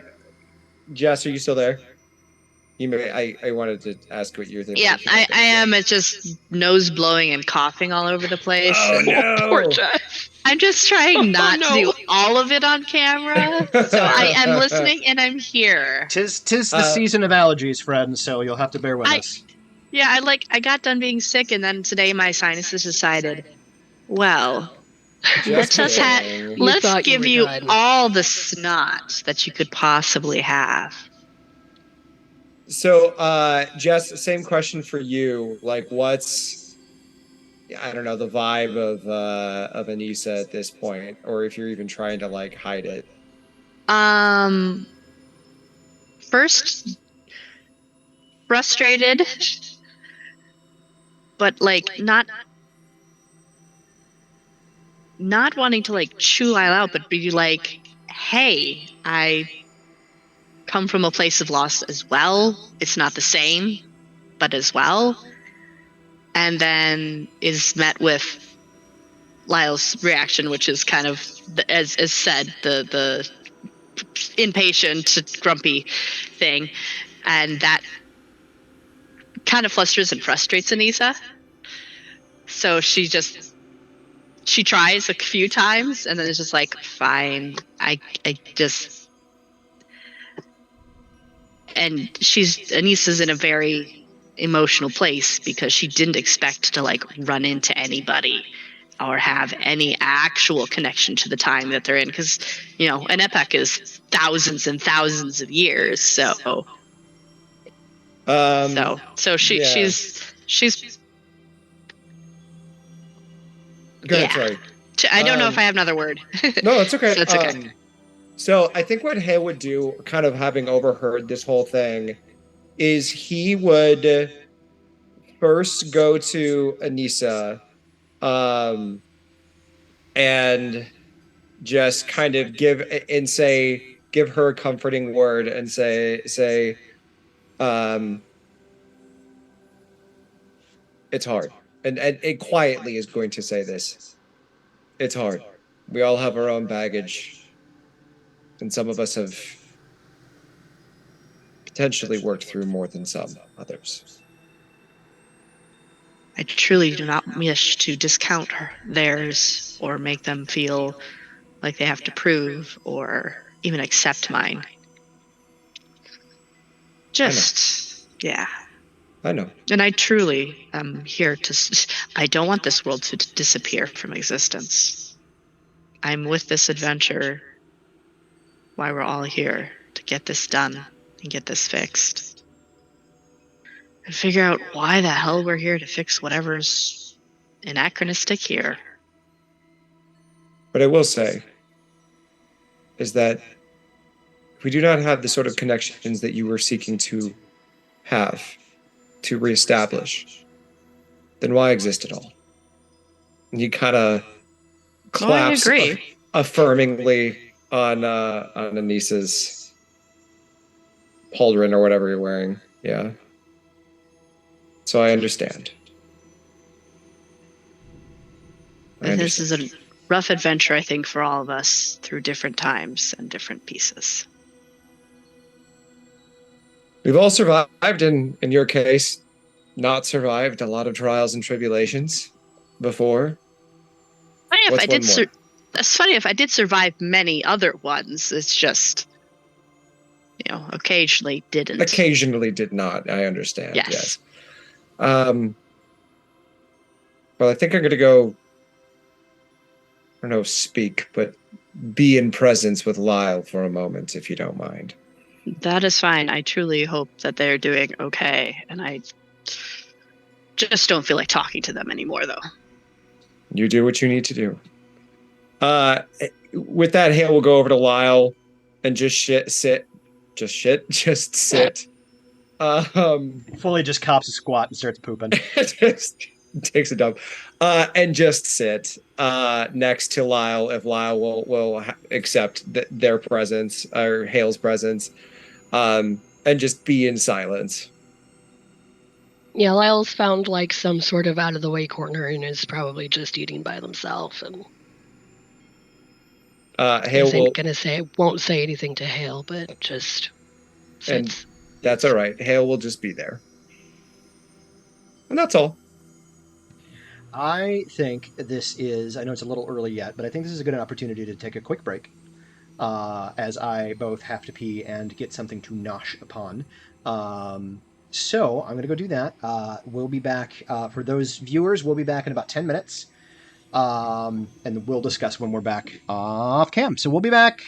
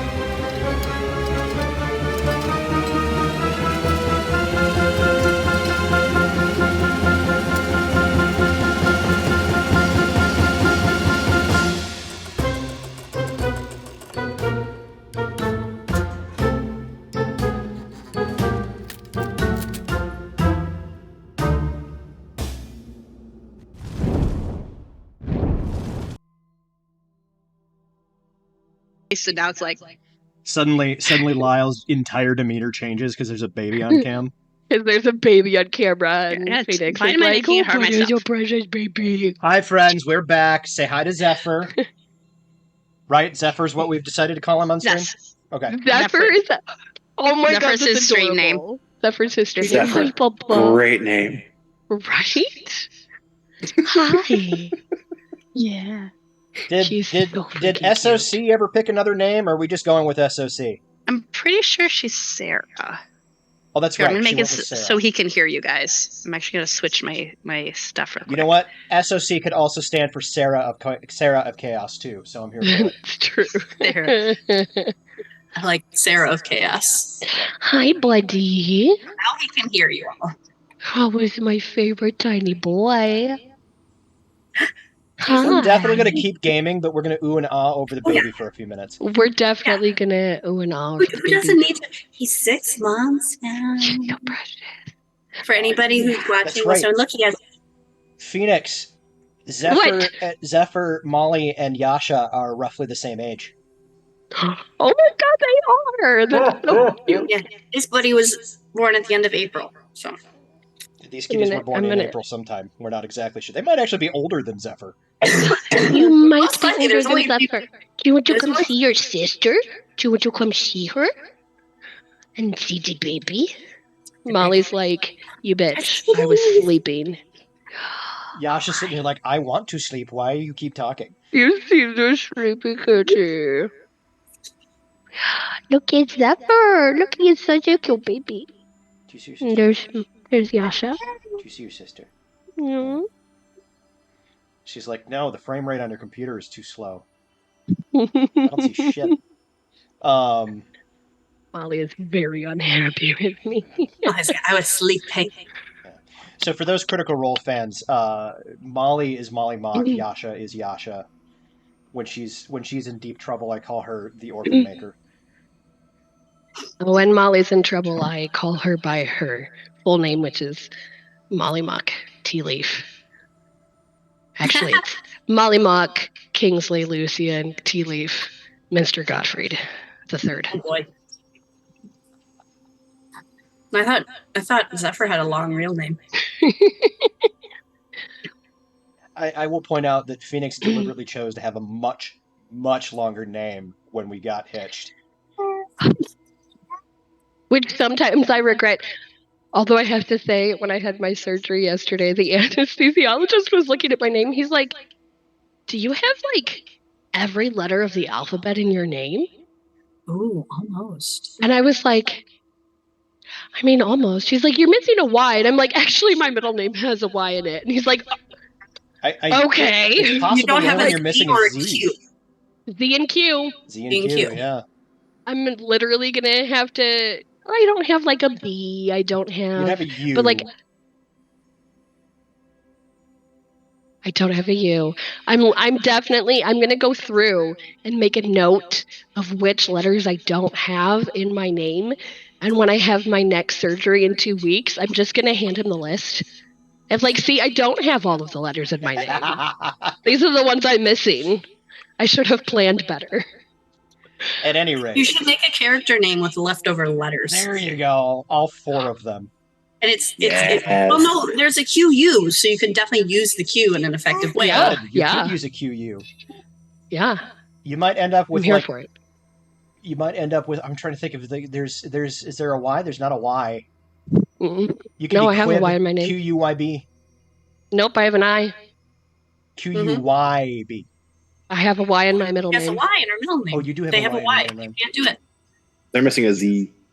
I am missing a Z. I'm gonna figure it out. It's gonna be fun. I look forward to Civic. Zephyr's also excited. Quibiz. All right, let's do this. Kitty, I'm going to put you down. She's like, no, you're not. All right, I guess I'm not. Why, Dad? She's very happy right now. And she's showing it by biting me. Why? Rawr, she It was says. a love bite. Anyway, sorry, I'm back.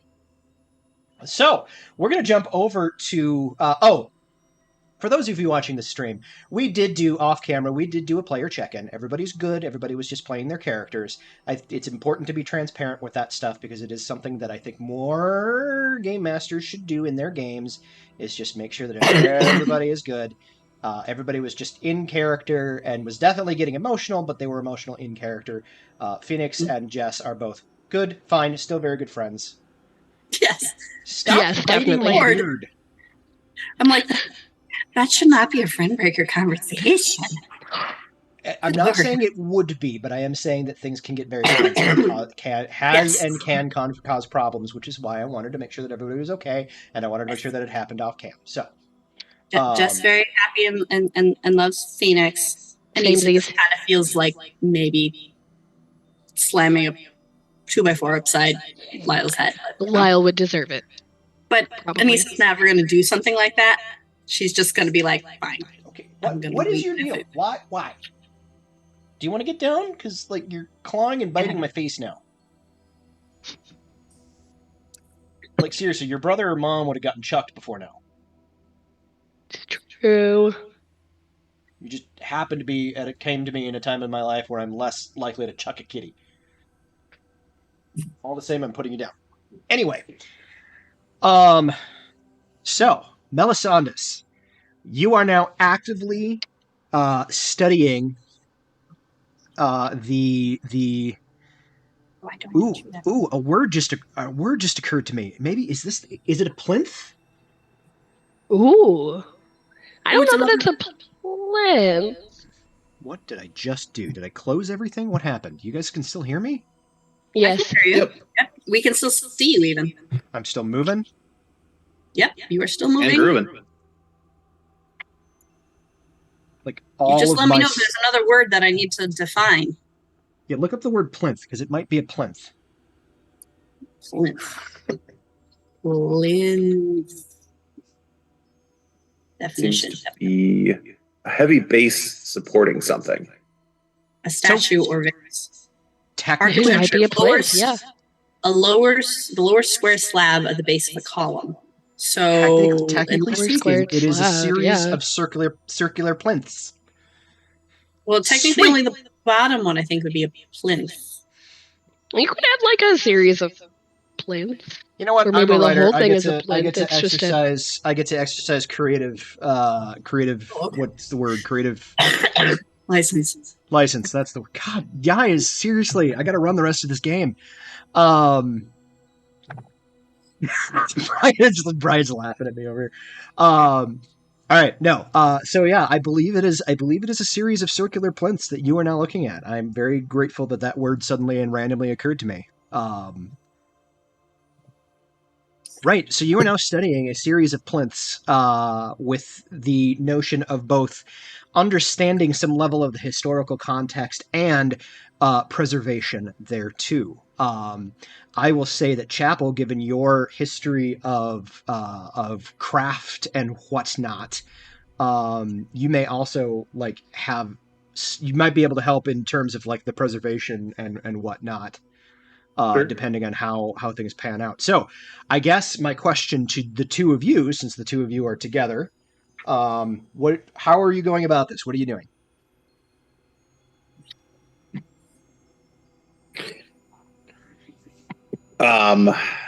Melisandus is probably using whatever non-magical preservation restoration means that he can, kind of gleaning what information is there and trying to fill in some of the blanks. He's probably making some mental notes to, when he can test out things like mending in, less important out of the way spaces to see how it restores, does it restore what was painted onto it or carved into it, or does it just restore the stone block to what it was before it was made into something important? I also have access to mending, so I can help with that as well. Oh, beautiful. So yeah, it's a lot of kind of testing what works, recording what data is still there. So well, I feel like, go ahead. I feel like mending would return it to the artist's rendition, because if you mend somebody's leather breeches, they don't just become fabric or cowhide or whatever different things. They continue to be pants. You are correct. So the way I think I'm going to run it is this. Areas that still have some notion of what was present originally will mend to the original artist's rendering, but areas that are too worn beyond recognition, like they just look like regular stone, are probably just going to mend to stone. Sure. My thinking behind this is you have to have some measure of intention of what you're doing in order to make it be the thing that you need it to be. So like when you're casting mending, your intent is to mend pants, not to create a fresh couple of sheets of leather. And it is still just a cantrip. If there was something like is make whole even a thing in 5e? I don't think it is. I don't know. If there was something like that, I might let that go. But since it is just a cantrip, I'm going to say that your intention for how you're mending it, what you're mending it, is going to play very heavily in how it is in fact mended. So we'll say that with mending, the two of you are able to preserve the various things that you kind of have some idea of what was supposed to be there. But anything that was too like well worn over time or whatever is not gonna mend to anything other than just like a newer piece of stone. Okay. So we will do a little bit of magical testing, figure out what can be effectively mended, what would just restore the stone. Right. Leave the stuff that would just restore the stone, because maybe we could fix it some other way later. Mend what can be magically properly fixed with mending, and record the shit out of all of the stuff, that part of the ring that I can. And to be fair, I have masonry tools, so... Perfect.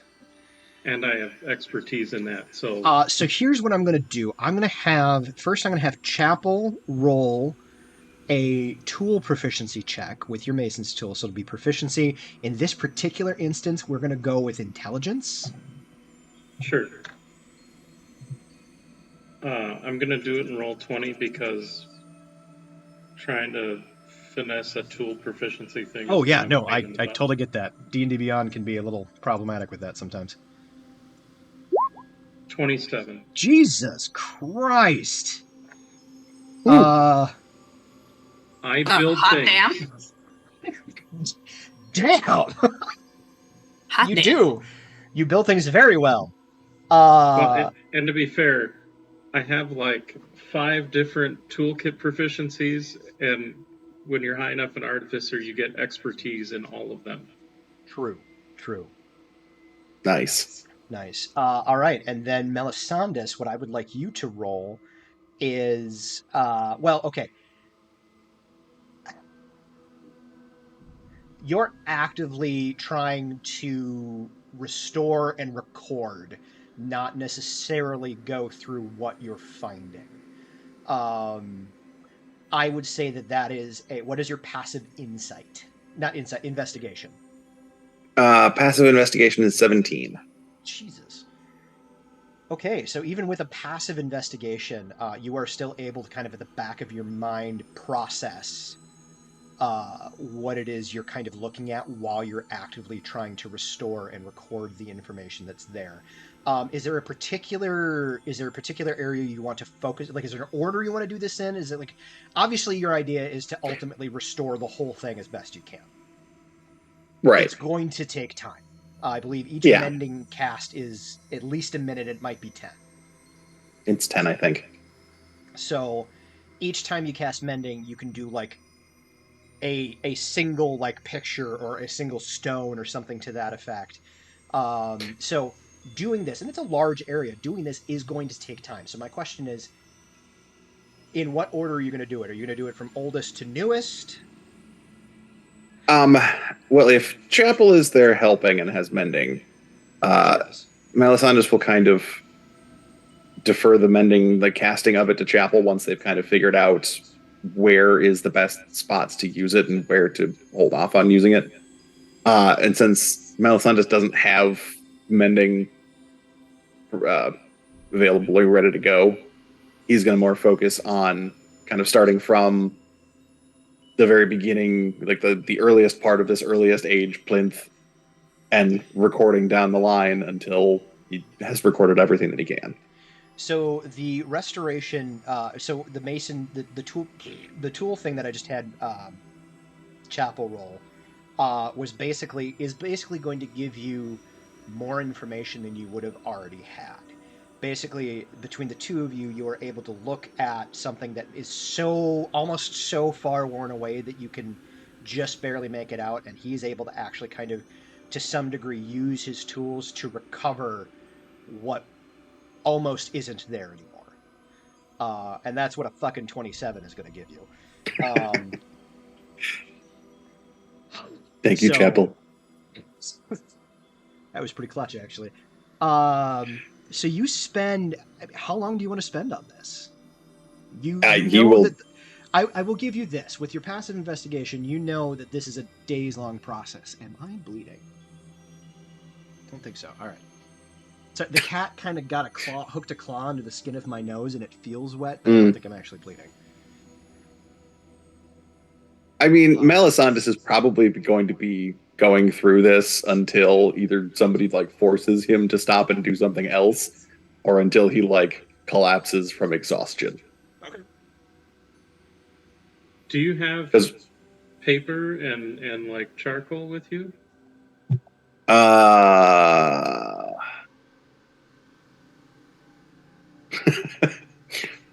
He does have ink.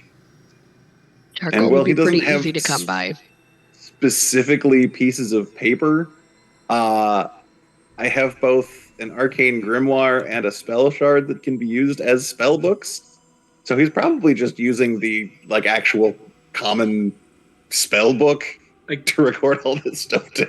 Because I was going to suggest maybe taking some rubbings of some of the pictures that we're able to restore. Yeah, if there are some carvings that we can, if I can get like some charcoal or something to do a rubbing, that would be a great idea. I'll probably be asking Quinn for similar resources, paper and.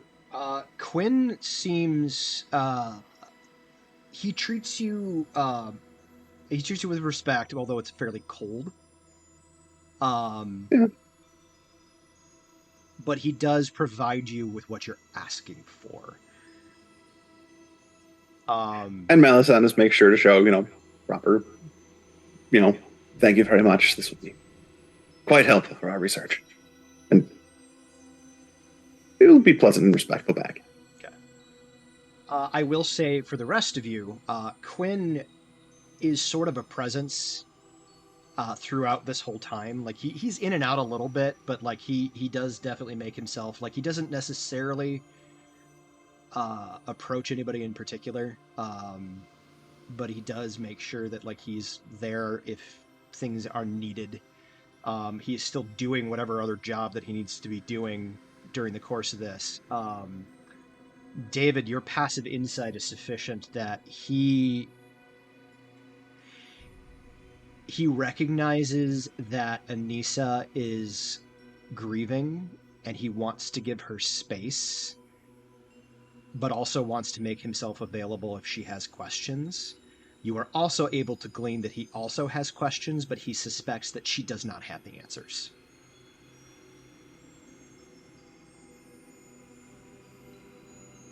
Okay, cool.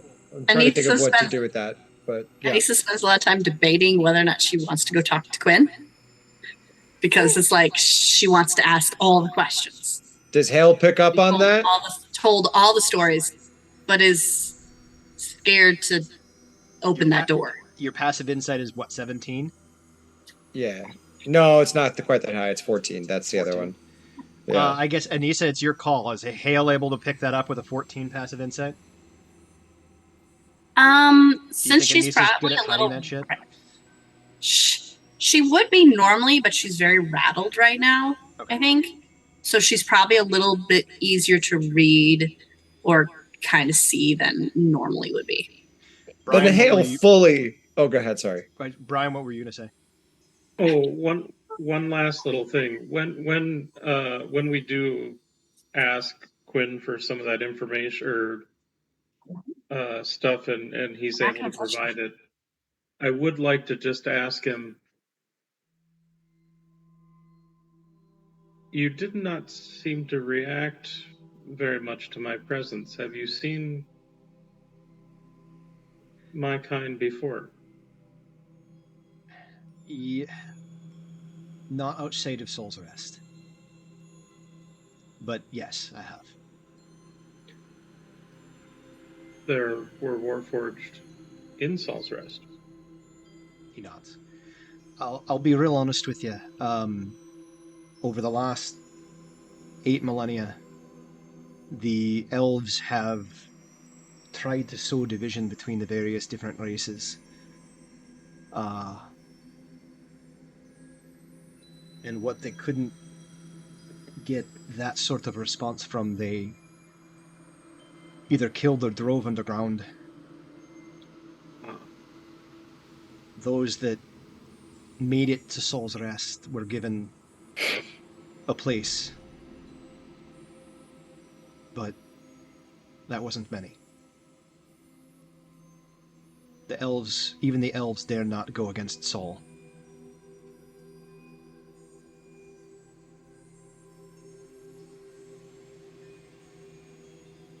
I see. Again, thank you for the information and the equipment. I think we're making some, I believe you say, headway on some of these diagrams. I see that. I should let you know that my motives... he kind of glances over at Melisandus, who's like hyper fixating still, like he got his stuff and like immediately went back to work. I should let you know that my motivations for all of this, and he kind of gestures to the work that you and Melisandus are doing, is not entirely selfless. This is the kind of thing that it's the kind of thing that my friend would very much like to know of. So perhaps when you're done, I can have a copy of whatever you find out. I will make sure we make a copy of any rubbings that we're able to produce. I appreciate that, thank you. It's the least I can do for the fact that you're donating the paper and the charcoal. He nods. And at which point Melisandus... Chapel, come here, quick! Excuse me? Then I proceed to go help Melisandus. I just want, if that interaction is done, if Hale notices both that what's his face is willing to talk to Anissa and Anissa wants to talk but isn't sure if she should, he's totally going to facilitate that. And I don't know that we want to take up the time to do that today or right now. But Hale 100%. Look, I am fully down for a full RP session for this game. Let's do it. Hale. Okay, so at some point, Hale goes up to Anissa when Anissa's, I don't know, doing something relatively mundane and says, "By the way, I can tell that your friend Quinn is more than willing to tell you everything you need to, or you are desiring to know.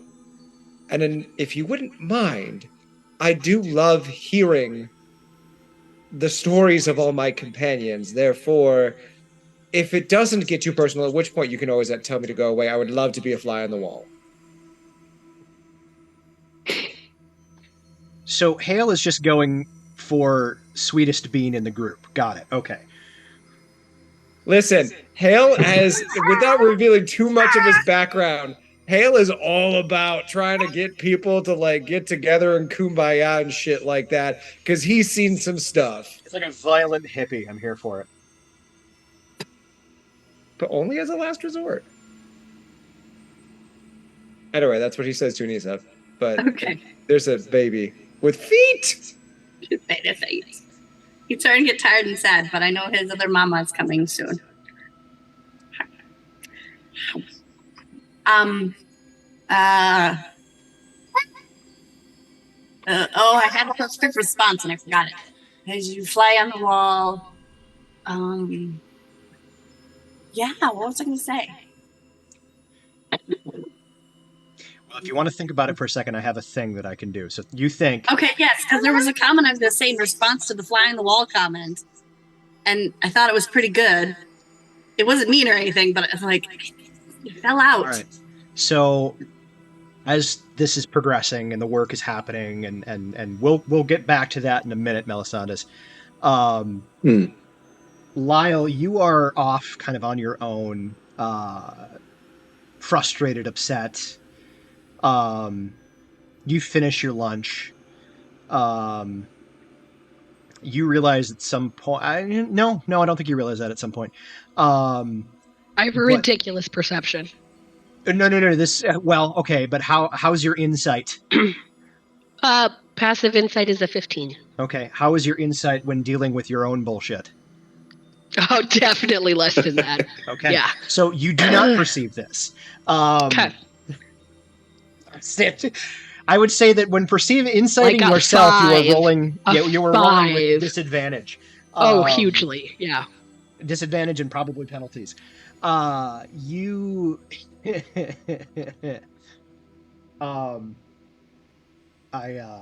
Nope. Anecdote. Don't have time for that. Anyway, you are sitting there and you're at some point, like the frustration and anger dissipates and you're just kind of miserable, as is what can happen in those situations when you realize on some level, even with your passive self-perception or self-insight of 5, on some level that you weren't in the right, but God's damn it, you are not going to admit that.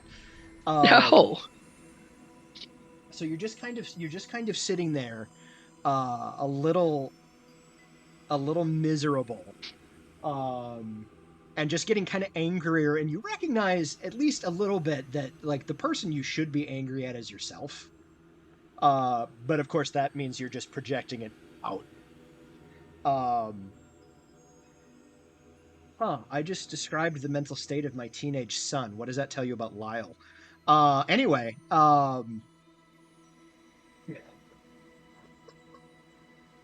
rude. Lyle comes from like a place of trauma. I am so fucking traumatized. Like Lyle's from a place of trauma. I know. Compare me to your teenage son. Orion comes from angsty as fuck. Yeah, I'm like Orion's just angsty and like dealing with shit and has a really painful ear infection. So like totally different than Lyle's like years of trauma and genocidal loss. That it's not coming from an authentic place. I'm just saying that the attitudes are similar. I'm gonna make you pay for that later. I'm sure you will. Hell, I'm sure Orion will at some point too. At any rate, so you are sitting there and you smell something. And it's a smell that you haven't been privy to for a very long time. But it is one that is incredibly familiar. You smell another Cadoran. Now the square has been mostly cleared. Periodically people will come. You actually see like kind of early on, Quinn had set up like a series of planks going up to the well, such that people aren't like walking across the work that's actively being done, because people still need to come and utilize the well for its intended purpose. And he talked to both Chapel and Melisandus to kind of figure out the best place for it, and you guys chose a place that was kind of so badly damaged that there really was no salvaging it, which is unfortunate, but is the case. And so people are kind of coming and going, but for the most part, the square has been largely cleared. People are who do kind of come in and have to walk through are kind of giving you guys a wide berth. But you see a female-bodied Cadoran individual kind of step into the square. She's medium height. Medium height, kind of very like You ever seen a very petite human being who's also just incredibly jacked? Mm-hmm. Like they're Sure. very, very small, but what weight they Yeah. have is just pure muscle. Like solid muscle. Yeah. That's what you're getting. Like a gymnast almost. Just this very, very thin and whipcord and wiry and just very muscular, but still very petite. Like she's not more than 5 feet tall. But you see she kind of walks into the square, and you see she does cast a look in your direction. But she then kind of proceeds up to Quinn, and they are kind of across the square from you, and they seem to be having a conversation. Well,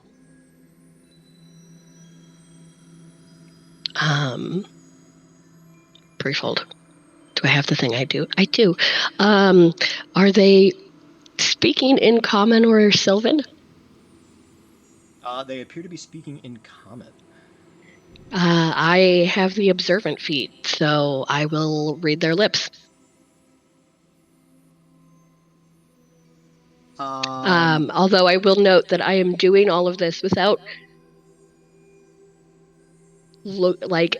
when she walks in, I'm following her with my eyes, but I am not turning my head. Okay. You watch the interchange and paying very close attention to what they're saying. I'm not going to do the conversation back and forth. But the long and the short of it is, she seems to she's asking him about you. And she basically asks if you are to be a new recruit or what the deal is with you. And he basically says back he's not really sure what your deal is. He says that given meta conversation, given how rude Lyle was to him, the fact that he is being pretty kind about you, which as you're kind of watching, you're kind of recognizing that maybe he actually does have some understanding to some degree of why you are the way you are. But his response is, I genuinely don't know what their situation is. This group seems to be fairly insular. I don't think they're here to join on a permanent basis, but it is, I mean, knowing DeRay, he'll probably try to get them involved in some way or another. But that's more up to him. And she asks if, she asks if you, there we go, would be amenable to chat. And he said, I don't fucking know. At which point she definitely kind of looks over at you. Make a fly casual roll. Make a deception check.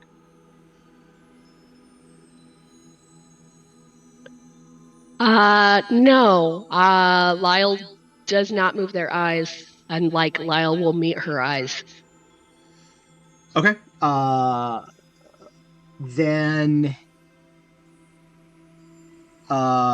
you meet her gaze, and when she's looking at you, does she read openness to start a dialogue, or does she read fuck off? She would definitely read curiosity. A little bit standoffish curiosity, but definitely what would she want with me type thing. And sort of a cautious curiosity, I think. Okay. So at which point she then kind of turns back to Quinn, and just, I mean, she turns back to Quinn, and she definitely angles herself in such a way that you cannot see her mouth move. Rude. But at which point he just kind of shrugs. She turns and heads toward you. Okay. At which point she gets within about 10 feet, and then kind of hunkers down kind of near where you're sitting. I don't bite unless you ask nicely. Point of clarification: is this to say, like, just after the fight that her and that they and Anissa had? Not just after. This is probably an hour or so later. Okay. So the reason why I ask is because Hale was going to sit in the shit with Lyle until there was an unbroken moment. And if this is that unbroken moment, at that moment, Hale would be like, "And I'm gonna leave." Okay, so there you go. And then go do the thing with Anissa. So there you go. So there's your timeline right there. That's the point when this Kadoran comes over, you're like, about. And about.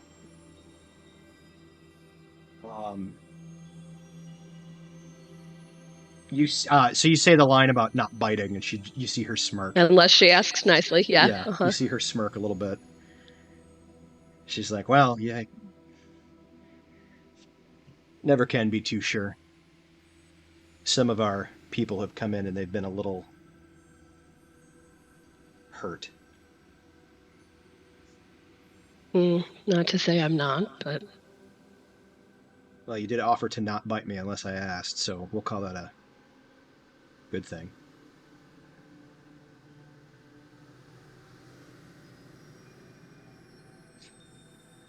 Where are you from? All over. You see she kind of ponders that for a minute. All over as in you don't remember, or all over as in it doesn't matter?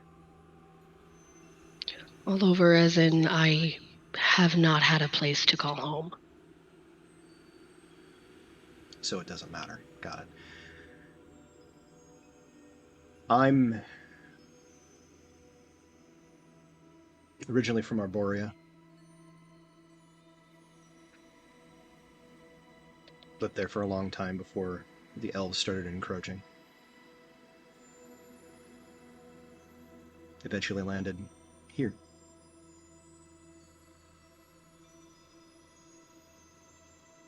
There's a few of us. Oh, I've heard.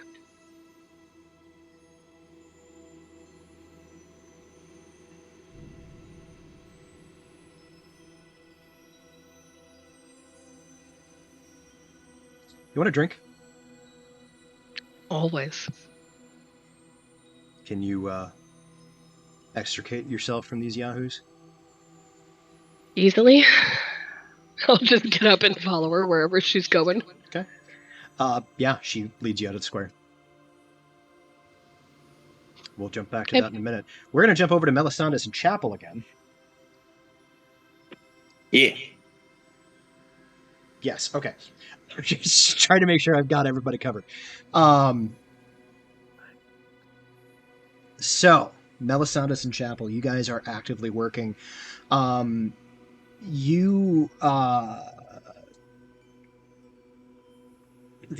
early stuff, Melisandre, you very quickly realize is rooted very deeply in metaphor.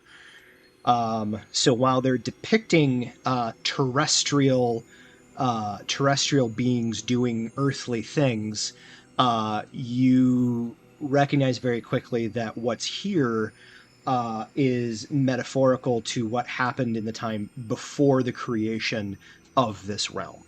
That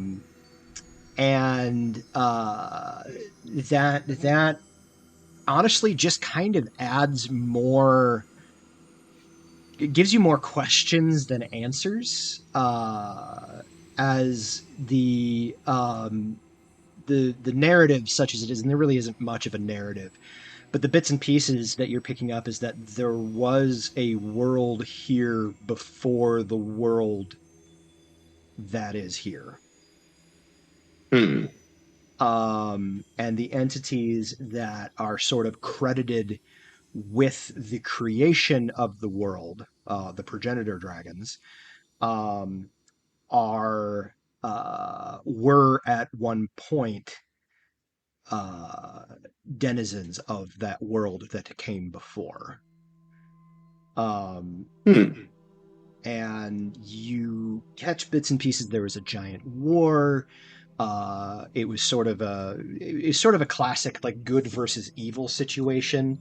Well, let's not even go that route. Let's just chromatic versus metallic. We don't even call it out as good and evil. It was chromatic dragons versus metallic dragons, which seemed to kind of define the entirety of this realm, based on what you're seeing. Now, again, this like you're a historian, you're somebody that understands the passage of time and the nature of things that are recorded. You recognize that from the perspective of the person who was doing the artwork, it defined the world. It doesn't necessarily mean that it, in fact, defined the world. Just from the person that was writing this shit down, it did. I'm going to need, as you guys, and this is encompassing like most of the work that you're doing at this point. Go ahead and make another investigation. I am going to give you advantage, but I'm going to tell you that your passive investigation is not going to be sufficient to glean the information. Okay. Are we both rolling with advantage or just Malisandas? Technically, what I'm doing is you're giving him the help action. Fair enough. It's all on you, Mal. Well, that's better. 22. It's pretty good. Okay.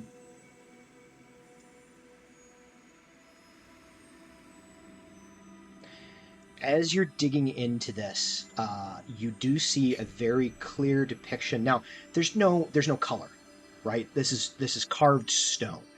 But you are a well-educated and well-versed, particularly in dragonkind, given where you're from and how you came up.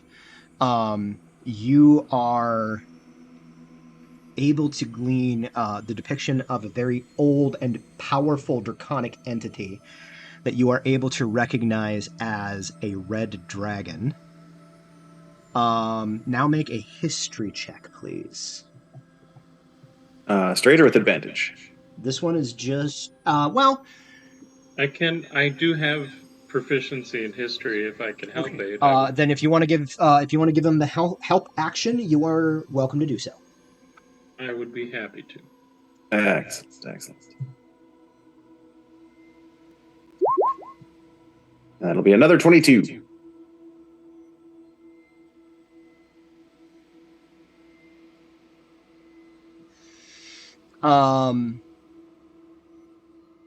Only by merits of the fact that you are something of a dragon scholar and you are of the first age, a name comes to your mind. Something from some of the oldest texts that you were ever able to get your hands on while you were coming up. And the name of this dragon comes to your brain. I'm going to send it to you, and I'm not going to give you any kind of pronunciation context because you only ever read it, and I'm going to make Schmoopsy figure out how to say it.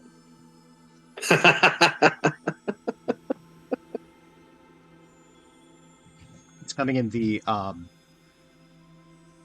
Zoom chat. Gotcha. Make this big enough to read here. I would like to put the name in my notes, please.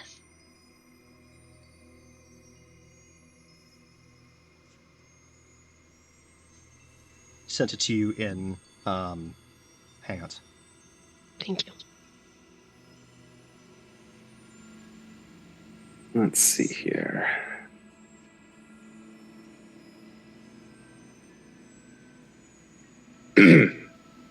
All right, you want me to give this my best shot? Let's hear it. Kainoran Telraven Nusko. Kainoran Telraven Nusko. Gesundheit. That is what you learn with a 22. Now, moving back to Anissa and her potential response to Hale for his well-intentioned meddling. Definitely would be a good definition of what was happening there. 100%. Hale's like the best kind of gossip where he only uses his powers for good. I love that. That was almost a spit take all over my fucking computer. Oh, that would Same, be though. nasty. That'd be nasty.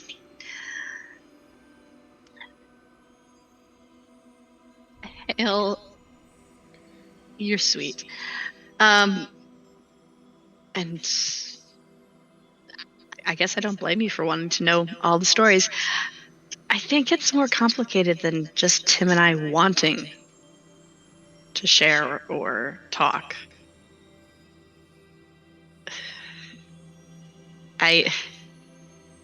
You're going to have to explain that a little bit more to me. He is from a life I long to remember. I remember it in this weird rose-colored glasses of positive memory, but with fuzzy to no details.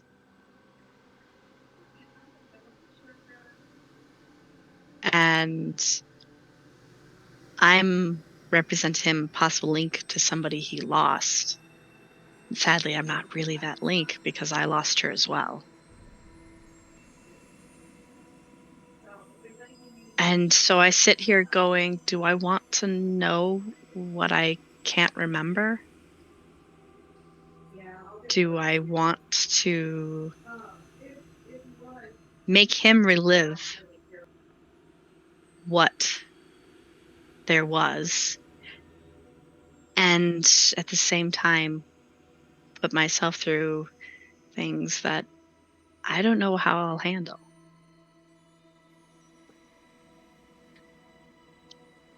Don't get me wrong, I really want to know, but I fear regretting the knowledge. I don't know if that makes any sense to anyone other than my own head, but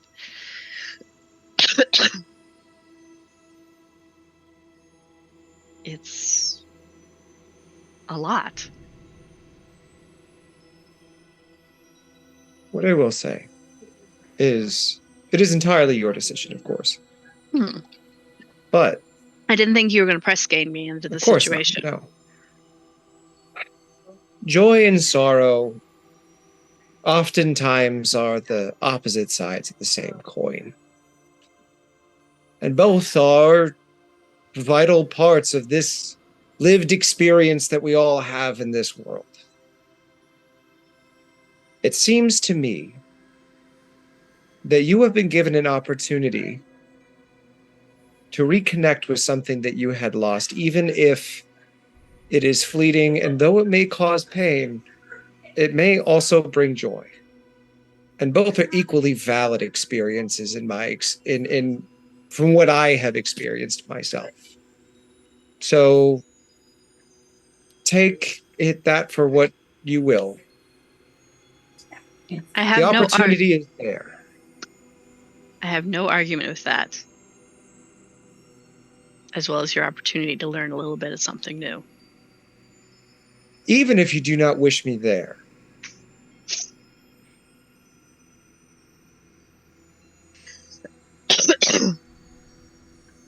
Is a GM type person. You. Is Quinn around? Yeah, he's kind of making himself visible but not obvious.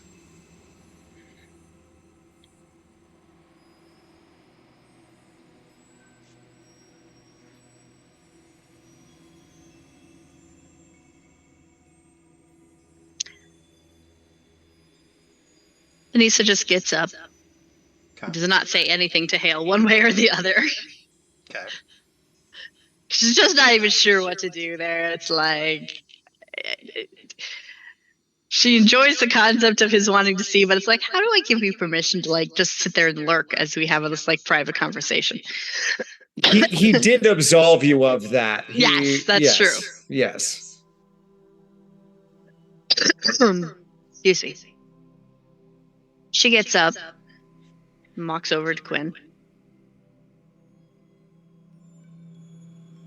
Before you start this interaction, Hale kicks his feet back on whatever, does this thing in a very self-satisfied look, pops out one of the vials, knocks it back, puts it like back in his pouch, and then just kind of crosses his arm and smirks, like in not like a malicious way, but just like a very like self-satisfied way. Okay. You are the cat who's found the cream.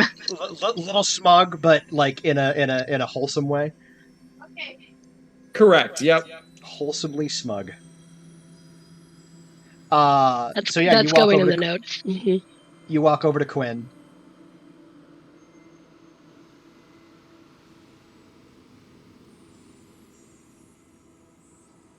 I walk over to Quinn. People. You walk over to Quinn.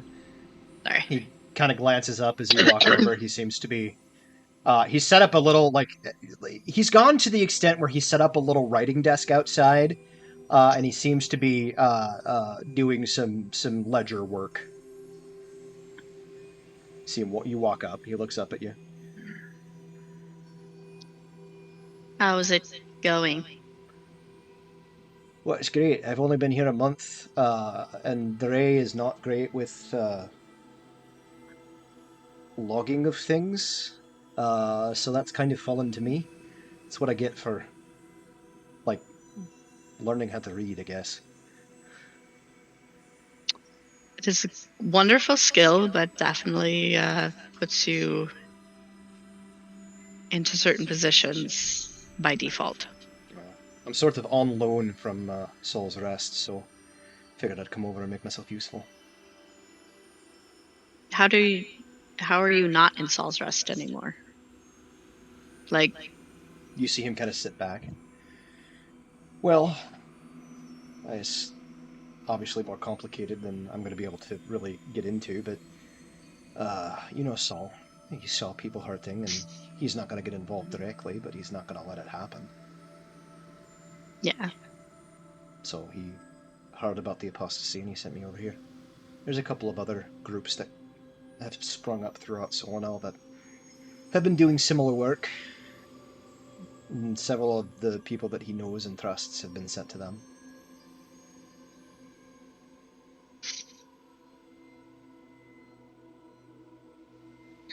Okay.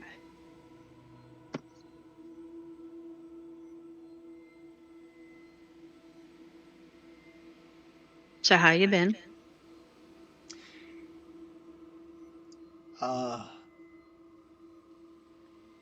For the last 2 years, not terrible.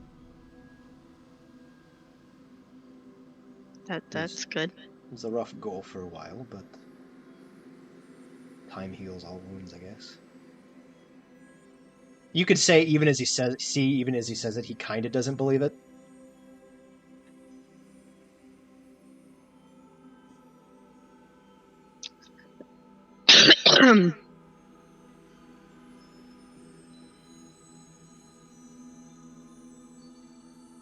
How are other people? Do you want to know? Oh, that's the big ass question. Yes and no.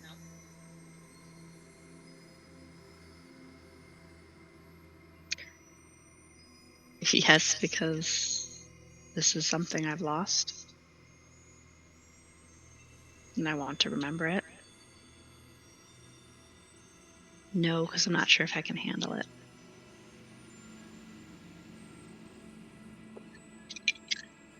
And also, I'm sad because I don't know what answers I have for you.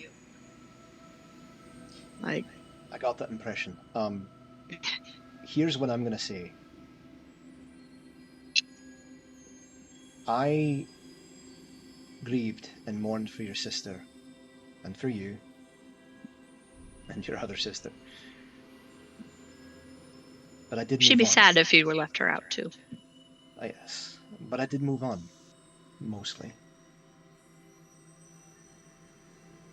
I don't expect you to have answers for me. And in a lot of ways, it actually helps to know that maybe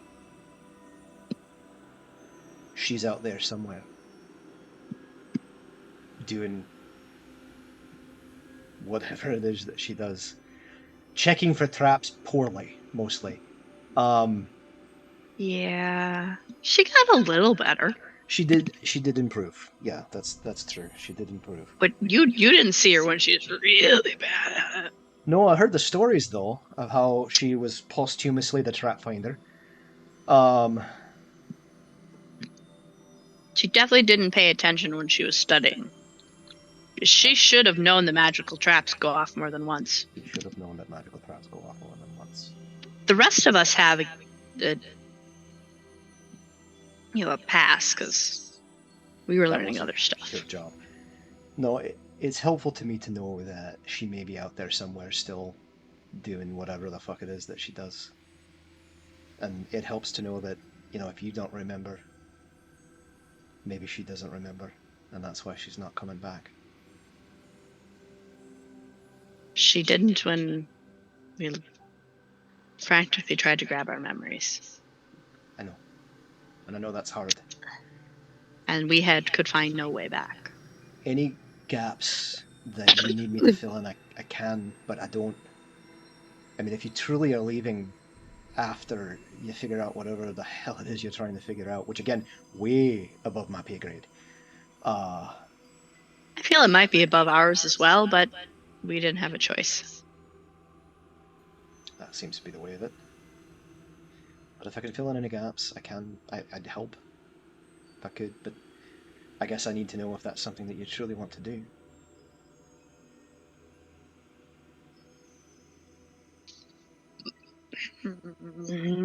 Yes. Because it would be a lie to say no. All right. You see him get up and he walks over to the kind of meeting hall building that you had initially walked to, and he doesn't go in. He just kind of like walks to the front of it and like hunkers, like literally just puts his back against the wall and sits, and then gestures to the spot next to him. She goes and sits. He starts filling you in from his perspective of your time in Saul's Rest. Mm-hmm. He fills in a lot of the gaps that you don't remember. Here's the thing, unless you expressly ask, he does not give you the name of the man that you were marrying the night you disappeared.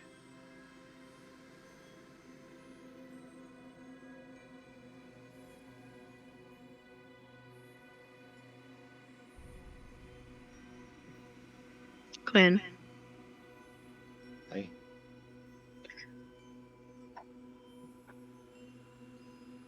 Conveniently, I apparently remember your name. I will Vaguely point out, you remember only Saul. remembered his name when it was said to you first. True.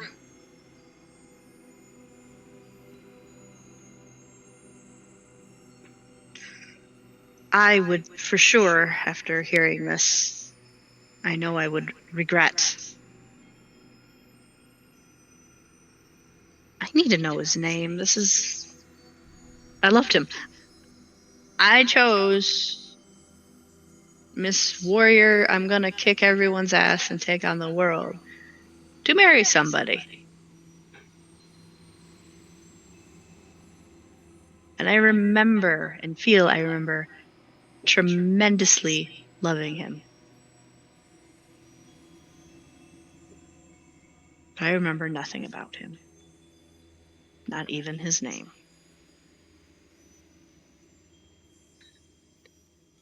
Thomas.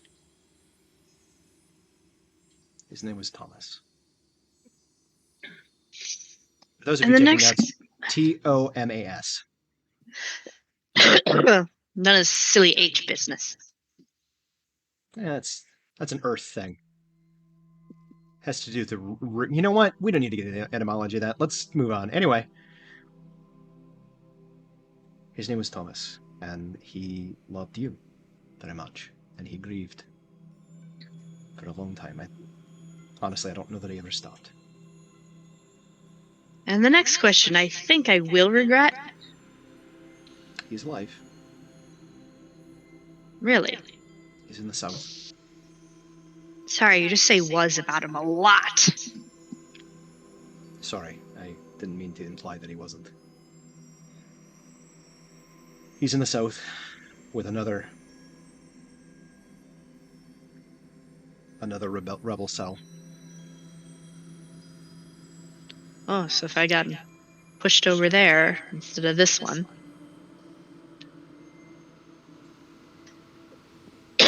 I could have more of an emotional adventure. I guess the question is, when all this is done, do you want me to tell him that I saw you? Oh, man. You have to ask that? I do, but I don't expect an answer right now.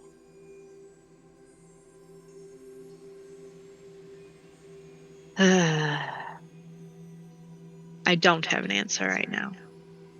Well, ponder it. And he proceeds to continue telling you about stuff. I'm going to jump over real quick. Hale, is there anything in specific you're doing?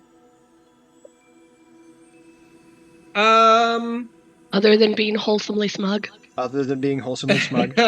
You know, the wholesome smugness loses its charm after about 30 seconds. So I think after Hale has his little moment where he's very self-satisfied, he will, not that he's going to be any help whatsoever, but go and cheerlead for Melisandus and Chapel. Okay. Yeah. Actually, you know what? No, because he actually genuinely wants to learn about these people. He's probably going to wander off and talk to as many people as possible. That's what he does. Go ahead and make a flat charisma check. Flat charisma, no expertise or anything like that. Are you? Well, I guess are you? You can make a persuasion check. Okay. So if you have proficiency in persuasion, you can roll with proficiency. I sure do. That's going to be a 28. Jesus Christ. I have a plus 10 in persuasion, so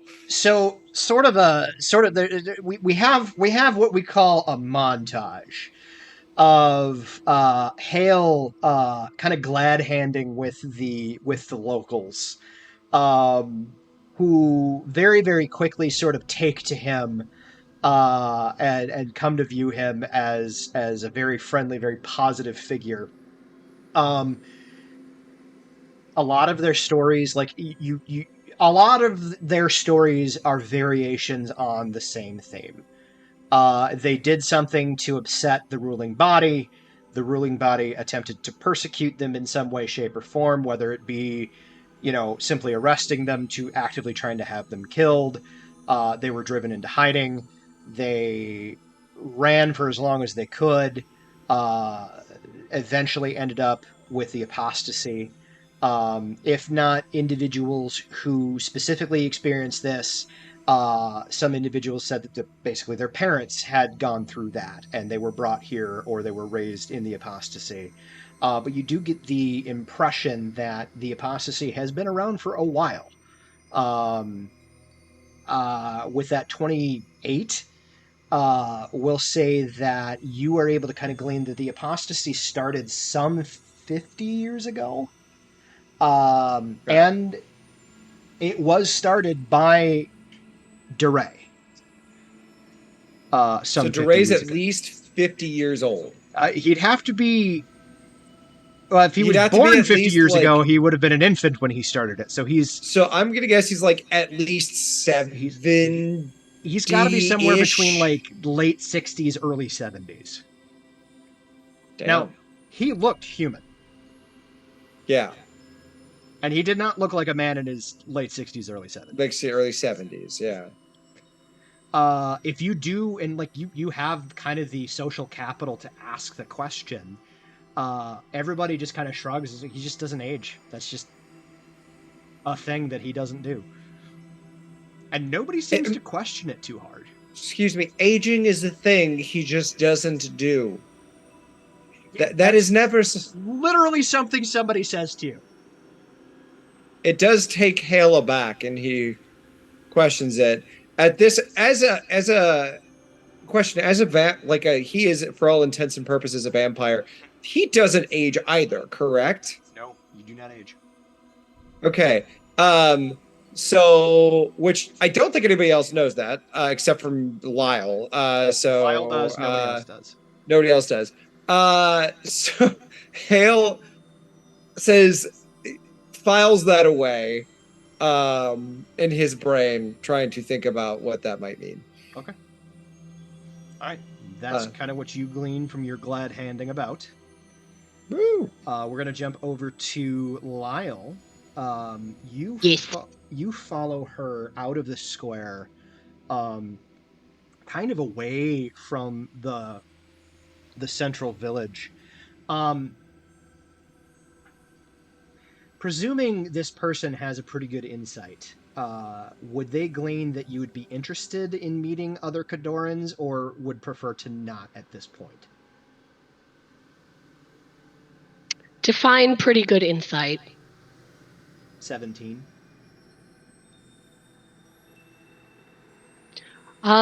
They would get from Lyle, like, Lyle's continued, like, very cautious curiosity. Okay. And can interpret that however they wish to. So they lead you away from the main. She leads you away from kind of the main village, a little bit into kind of the wooded area that surrounds before the walls kind of take a stark turn up, and leads you to a small camp where there is at present a kind of more permanent looking campfire. But it's out. It's not currently burning. And like a hammock. And you see she kind of walks over to like basically where there's like literally walks over to where there's like a bear bag hanging from the tree, and kind of lowers it down, and she pulls out 2 water skins, and you see she kind of pops one open, sniffs it, closes it, puts it back, keeps the other one. And you see she kind of digs around a little bit more and pulls out a couple of tin cups.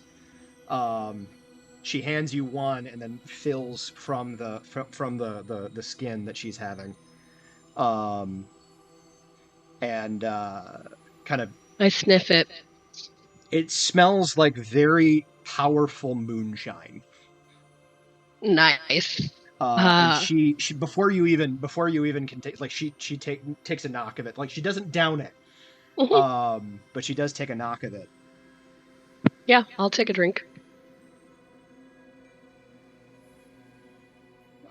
She kind of looks at you as you toss it back some, and I'm Lothrothi, Bearmorn. That's quite a mouthful. Just call me Loth. It's fine. Loth. Because nothing ever that was named Loth ever was bad. There an extra L in there by chance? No, there's not. It's just L-A-T-H. Lyle. My name's Lyle. Pleasure.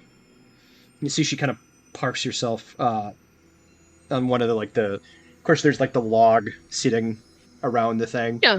And there's just the 2. There's one on like on opposite sides. So she parks herself on one of them. She's like, they gave us quarters, but this is what I'm used to. Doesn't fit. Yeah. Your beds are too soft. Yes. If I don't wake up with a slightly curved spine, and she jerks a thumb over at the hammock, she's like, I just don't feel right.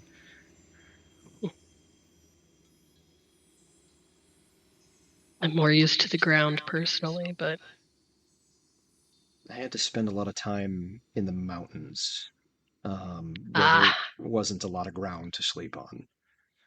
I mean, there was ground, but it was like this. Not exactly suited for sleeping. No, not so much.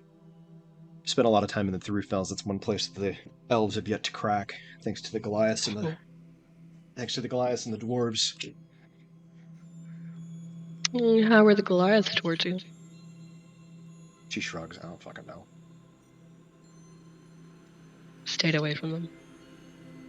They don't like anybody else. It's the dwarves and the Goliaths are xenophobic as hell. So you run into them, they're probably just going to kill you. True.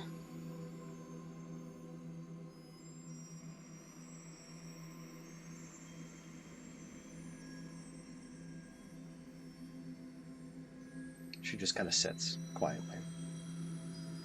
Lyle is very awkward. If she's got a 15 perception, she would note it. Like, they don't know how to talk to one of their own kind anymore. And so they're just kind of like, yep.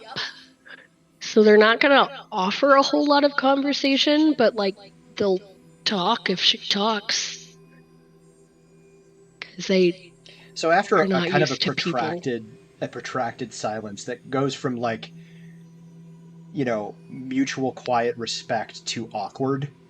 Yeah, like Lyle's like literally like, yep. She kind of, all right, what do you want to know?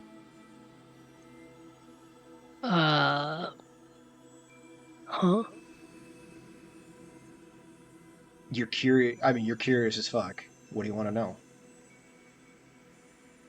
I don't know what you're talking about. Bullshit.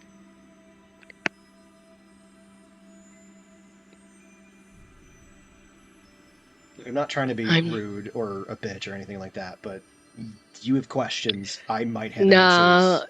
No, I appreciate you being straightforward. So many people fucking dance around their words, don't say what they mean. Yeah, I know. That's what they do. And she gestures literally to the rest of the camp. Too worried about hurting someone's precious fucking feelings to say what they're actually thinking. I don't know. I just, I haven't been around our people since I was a young child. I've been alone. I've been hunted. The fact that there's more than two of you even in a place together just boggles my mind.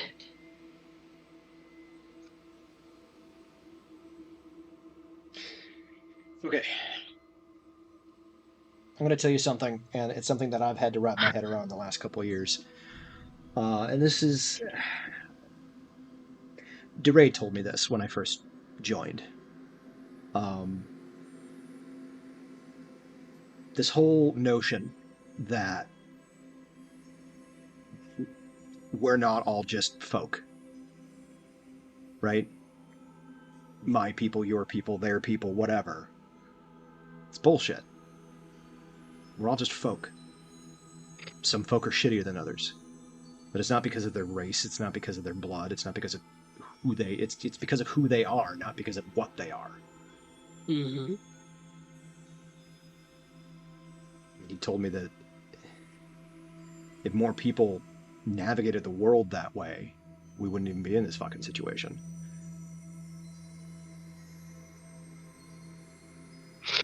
Not wrong.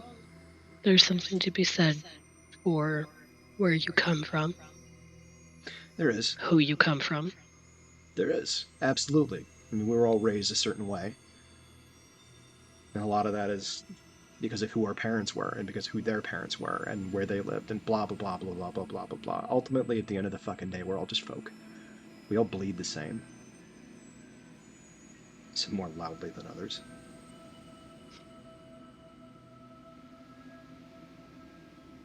What's interesting about DeRay is he's fully willing to wholesale murder an entire platoon of elves. But it's not because they're elves. It's because they're assholes. I can get behind that. So the people that are here, and DeRay didn't have a lot of rules, but that's one of them. And that's why your two elf friends were able to walk in the front door without getting murdered wholesale.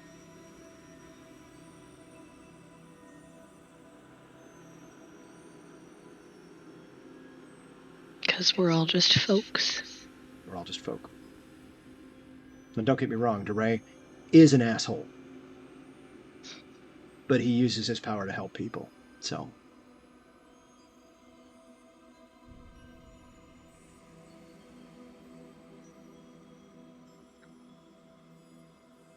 Lyle sort of starts to close off a little bit.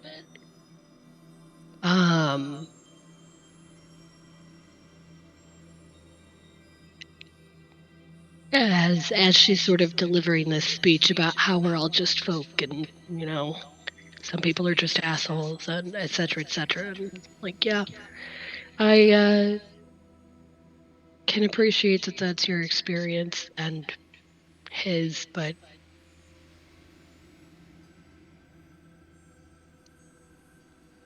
it's a different experience when everyone's an asshole that's actively trying to kill you. No, I get it. And it takes time. And hell, it may not ever be a thing that you can do. But if I didn't give you the opportunity, then what kind of fucking person would I be?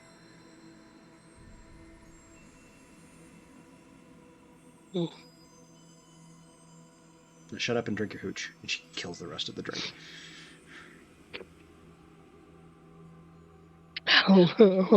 They'll kill theirs as well. And kind of just hold the cup out for a refill. She fully just, as soon as it's gone, she's already, extending her arm to refill, and you guys proceed to get very, very shit-faced. I apologize, y'all. I have had so much coffee today, and I desperately have to pee. So, I'm going to step away. We're not going to go off stream. I'm going to have... Schmoopsy, why don't you shill for your stream, and then after he's done, Brian, why don't you shill for Epic Realms, and we'll be back. I'll be back. Fair enough. I am Kit the Seven-Tailed Fox, Tale, like the story. Because that's what we like to play, what we like to collect. We, at this point in time, I don't really have a set schedule. I'm kind of trying to stream as often as I can. Life getting in the way. But hopefully we'll have a schedule by the time you're seeing this. Come by, share a story, cozy vibes, cool people. We'd love to have you around.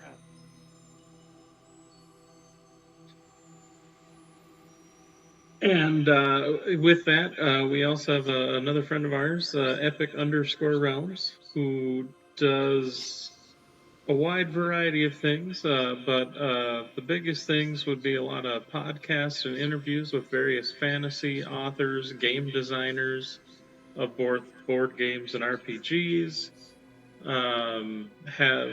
Has some... in addition to that, has the Game Masters Workshop, where he gets a group of different authors and other, I guess you could put in quotes, professional game masters together.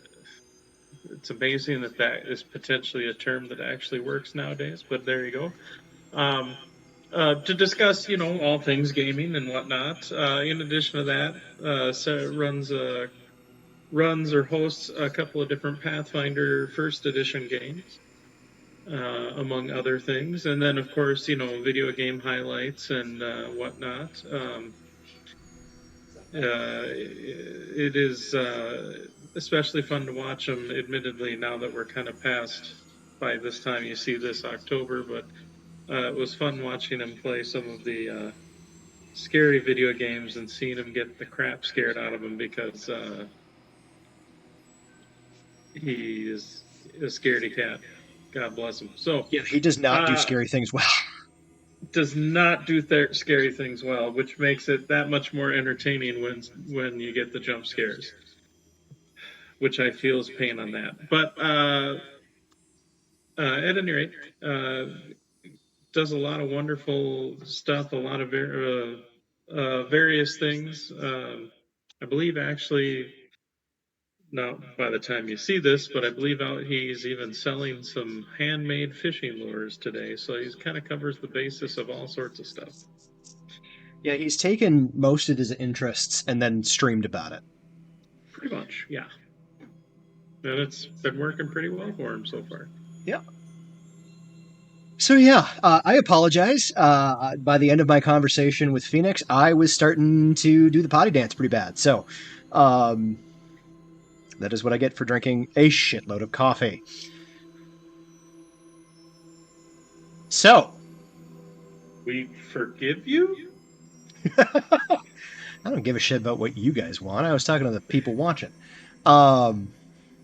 That's not true. I do give a shit about what you guys want. So, we're going to jump back into it here. We're going to jump back to Melisandus and Chapel.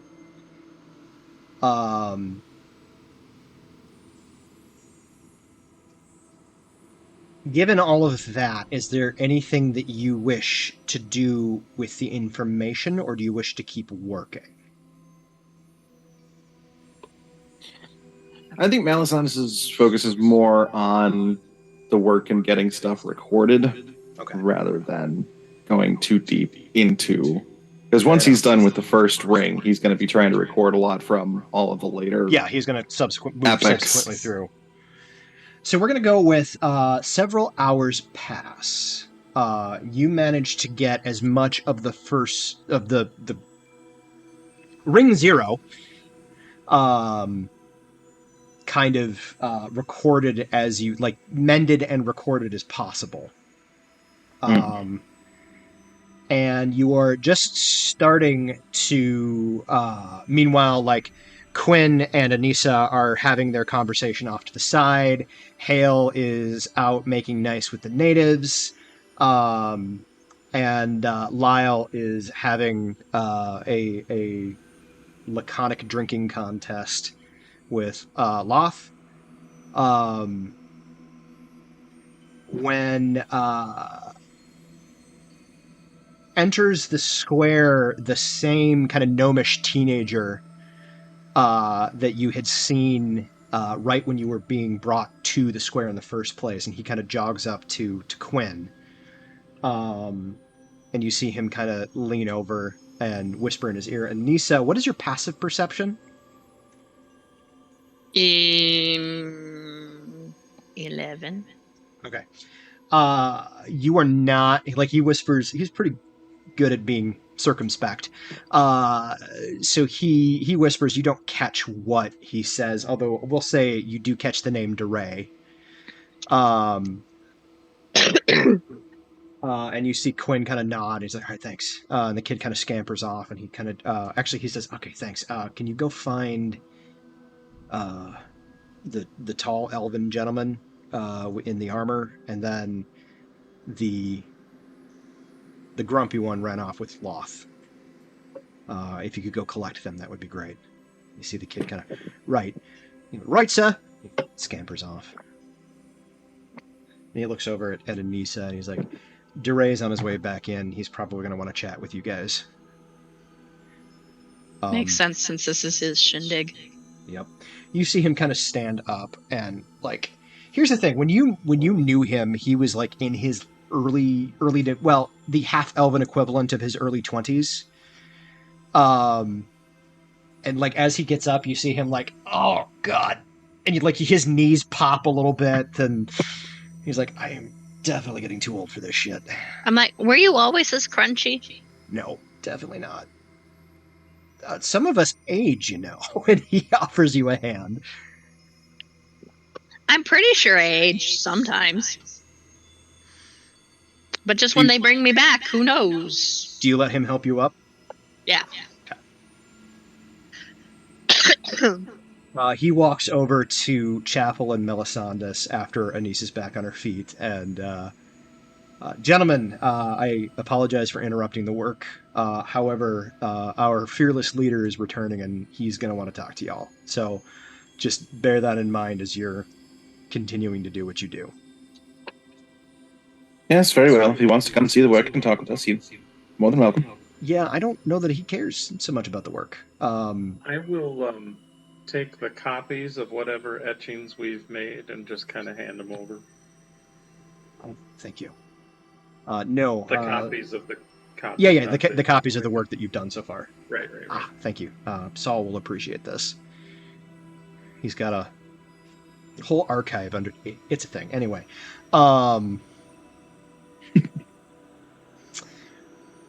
And so he kind of steps away. Meanwhile, Hale, you're in the middle of listening to a particularly rousing tale of somebody's narrow escape from one of the elf patrols. When this young gnomish man, who you do recognize from before, scampers up and kind of waits for a moment, for a pause, and then he kind of like tugs on your sleeve. Yes, young lad. Quinn told me to fetch you. There's the boss is coming back. He's going to want to talk to you all. Duran? DeRay, yes. DeRay, yes, DeRay. Perfect. He'll be back at the town square. Perfect. Hale excuses himself and then adds, "Now remember, if you're ever fighting something that you cannot physically touch, use a magic weapon," and then walks away. Actually, if you're ever fighting something that you can't physically touch and everybody in the crowd goes, use a magic weapon. Yeah. And then walks away. Because fully you would do that. A few moments later, not that you're aware of it, but Lyle, you are probably... Here's the thing. These things hit like a Mack truck. So you're probably not more than 2 in. When the... I'm fine. Definitely okay. Definitely okay. This gnomish teen kind of scamper up to just the edge of the camp, and he says, Loth. Hey, what's going on there, friend? We're all just folk here. Right. DeRay's coming back and is going to want to talk to all of you. He's addressing you directly, Lyle. DeRay, that's the guy with the mutton chops. Yes, that's the boss. Yes, that's the man. Yes. He went screaming onto a wormwood. It was the craziest thing I've ever seen. You hear Loth kind of goes, actually, all of that tracks.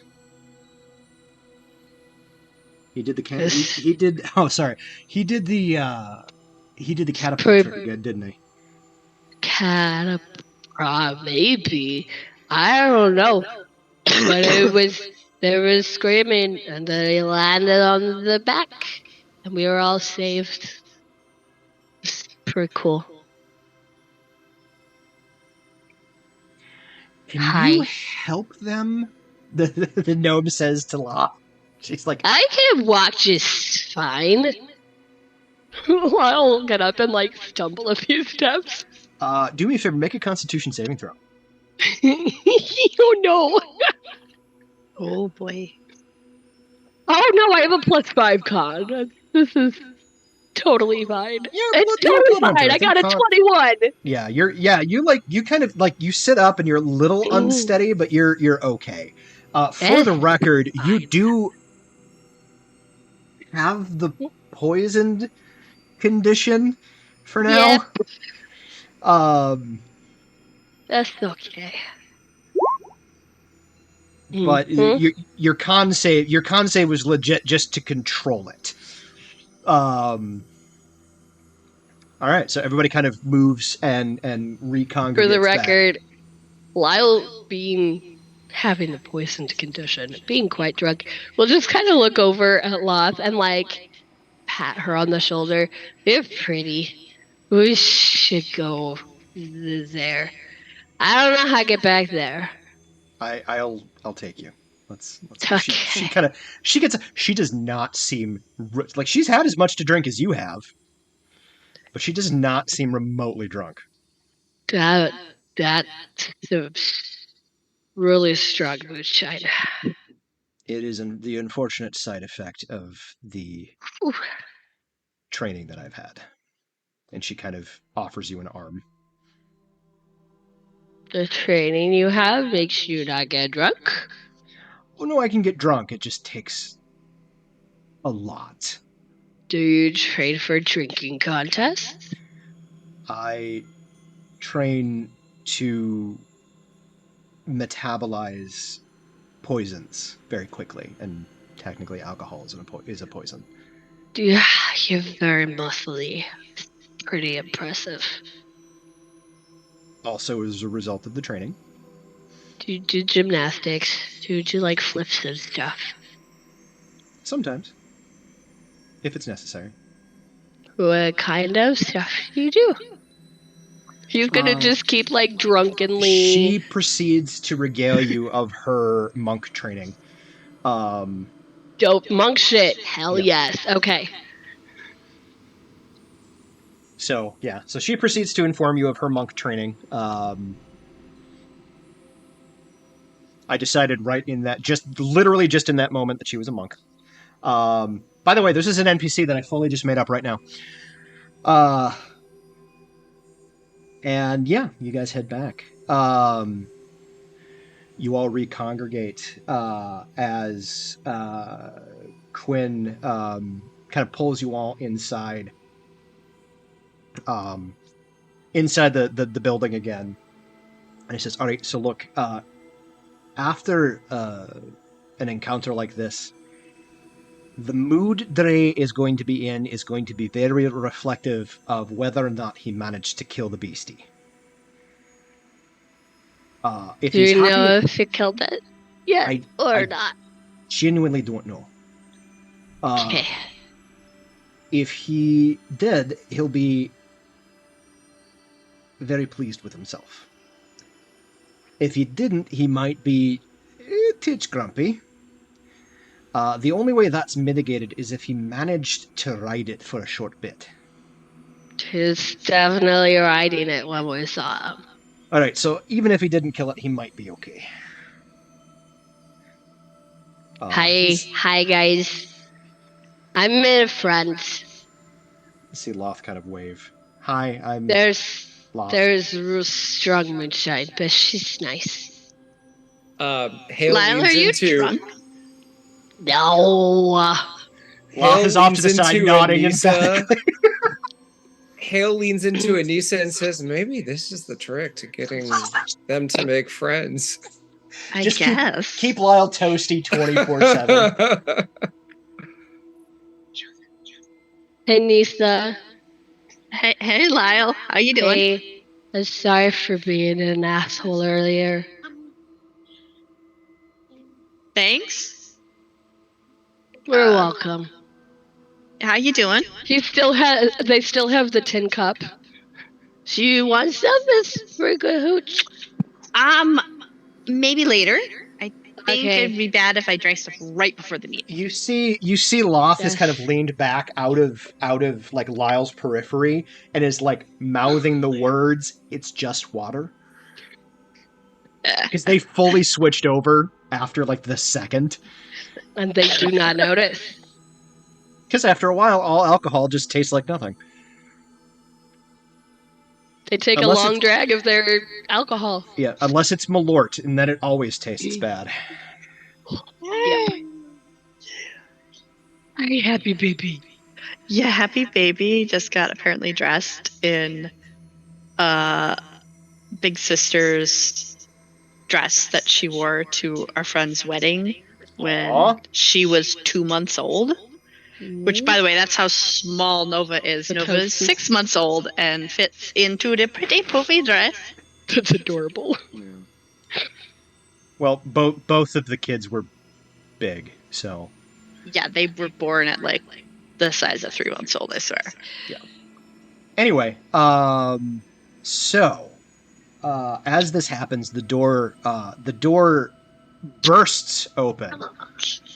And you see DeRay. I'm gonna go ahead. Y'all saw him before. I'm gonna do it again. Oh, I gotta pull it up on the stream. Those are totally impressive mutton chops.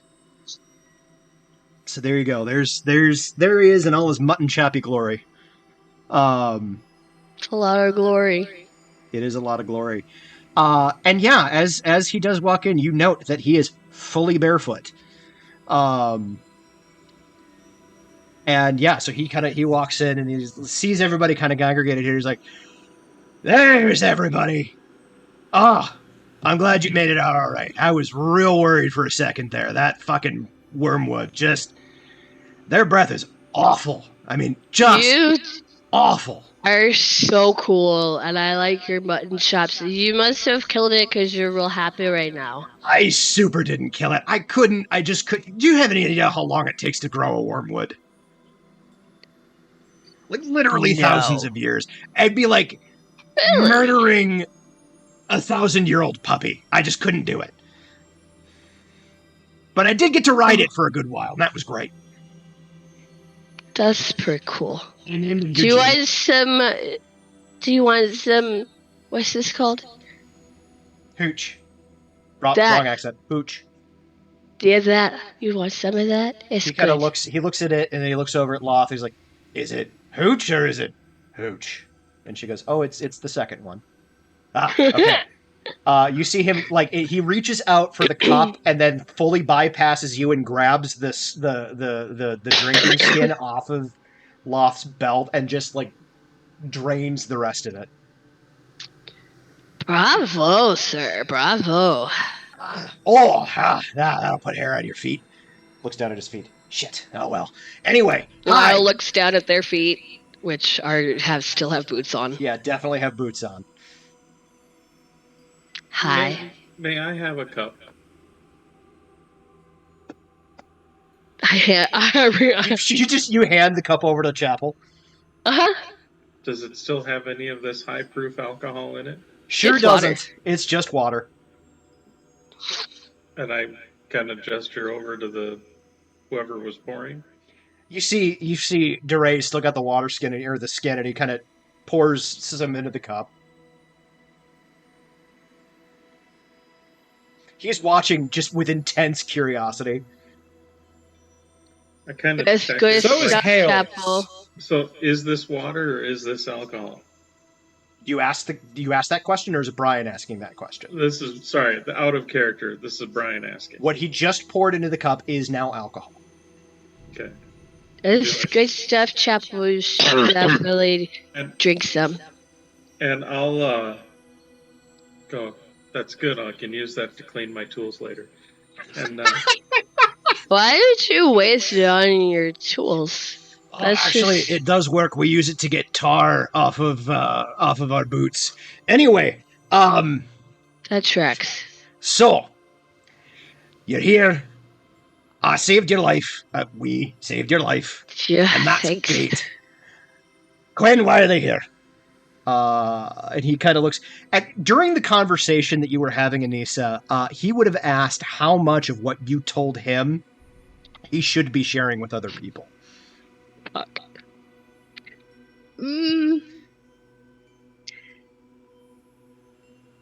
Maybe not the time jumping, trying to save all of history and the universe of this world, but maybe that we're all on a mission to try to. So to that end, he turns to world. DeRay. He turns to DeRay and says, "From a higher power, you can say high power." Yeah. So DeRay asks Quinn, and Lyle immediately launches into like, "Man, there's some wibbly wobbly timey wimey shit going on, and we have to save stuff and like fix things that we don't even really know what they are." Right. So your friend kind of sounds like me, and that's. I mean, I'm here for it, but there's a time dragon. Did you know that? I did. But the time dragon's forgetting shit, and it's bad. And we have to somehow fix it. DeRay, do you actually know there's a time dragon, or are you placating them? I have absolutely no idea there was a time dragon, but it tracks. Okay. I don't want to be placated. That's rude. I'm not placating you. Like I said, it tracks. He's agreeing with you that there's a dragon. There's a time dragon. Yes. And it's forgetting stuff. That And sucks. so, like, things are disappearing and shit. Wow. And you're here to do what? Help it forget more or remember shit? No. I'll fix it so that, like, all of existence doesn't disappear. We're preventing the end of Everything. everything. Truly not just the end of the world, the end of all existence that ever has been or ever will be. Just what I said. Hell, you're nice, though. DeRay then turns back to Quinn. All right, now you know me. How much of this or how little of this should I believe? Quinn's like, I mean, all of it you should believe. You see DeRay. Direct. All right, how can we help you save the world? Actually, better question, how can you help me so I can help you save the world? Well, we are in the process of figuring out exactly why we're in this moment in time in this place. There's something wrong or something that we have to fix. Just a quick timeout. This is just like a kid. Just Jess needs to talk to the group. Above table question. Got it. Above table question. Do we know what we're trying What's his nuts went over like shit that was happening in different things and like gave us a list of like what we could or couldn't do. Can we do a quick we have a hint. We are not completely blind. I don't remember. That's not true though. So like hint. Here's the thing though. The first thing that we were supposed to take care of in the 7th epic was Harrow, which we did. Yeah. Yeah. So like the next epic I believe we were supposed to go to is the first epic, but we're not there yet. So I don't. We're still in 7-ish, right? Yeah. So I don't actually know what we're. So we got clarification purposes. Harrow was like a test run. Right. Okay, but then for the 7th, it wasn't the problem in the 7th epic. Okay, but in the 7th epic, you told us that Harrow is trapped and contained, and that was the only thing you told us about the 7th epic. True. Okay, so we don't actually have a flippin' flying clue. You do, okay. Here's what you do know when he was explaining kind of the nature of how this works. No matter what you do, I'm going with the whole concept, and this comes from other IPs and comes from other things. Time is a river. You guys are pebbles. We're not going to reroute the whole river. You're going to make ripples, but you're not going to reroute the river. So no matter what you do in this timeline, you're not going to overly fuck with anything. Okay, but what are we supposed to be doing? Okay, so but we really don't have a clue. Okay. We have no fucking clue. Okay. I'm going to go back to what I was saying as Anissa then. Okay. But I felt like Jess needed to clarify some stuff. So thanks for all going with me on that. Apparently, we don't actually know Jack. So, Dre, we might as well help you in hopes, crew, you all can... Then maybe that's what we're supposed to do, and then fix something or something. Yes, because we actually don't know what in this epoch we need to fix. But we're here in this specific time, in this specific place for a reason. We just don't know why. We need to figure out the anachronism that is going to foul up this timeline if we don't fix it. For now, the best thing we can do is ride the journey we're on. Pay attention. You can ride it. Wait. We're gonna ride the dragon right here. Okay. You ride the dragon. The time dragon. We're just gonna... you take that. That has an entirely different meaning where I come from. Hail says to Chapel. What does that Suddenly mean? Hale is brought back to the opium dens of his youth. Just. And Anissa is just straight-laced enough to totally not get the innuendo she said. I thought that was chasing the dragon. That is, yes, that is. It is chasing the dragon, but it's a fantasy world. Who knows? It might be riding the dragon here. It could be riding the dragon. It's a perilous semi-fight. So, unless anyone in my group has any objections. Well, it does stand to reason that the magistrate, whatever his name is. Magister, I think. I think it was an He would place us somewhat close to the objective at hand, even though he himself cannot do it. So he interfere himself. So it does stand to reason that this meeting is not serendipitous. It is probably not coincidental, and therefore, let's ride the dragon. And he smiles at Yay! There we go. Like Lyle claps him on the back real hard in a friendly manner. Those were a lot of big words, though, Fred. Just smaller words, maybe. Smaller words. Right.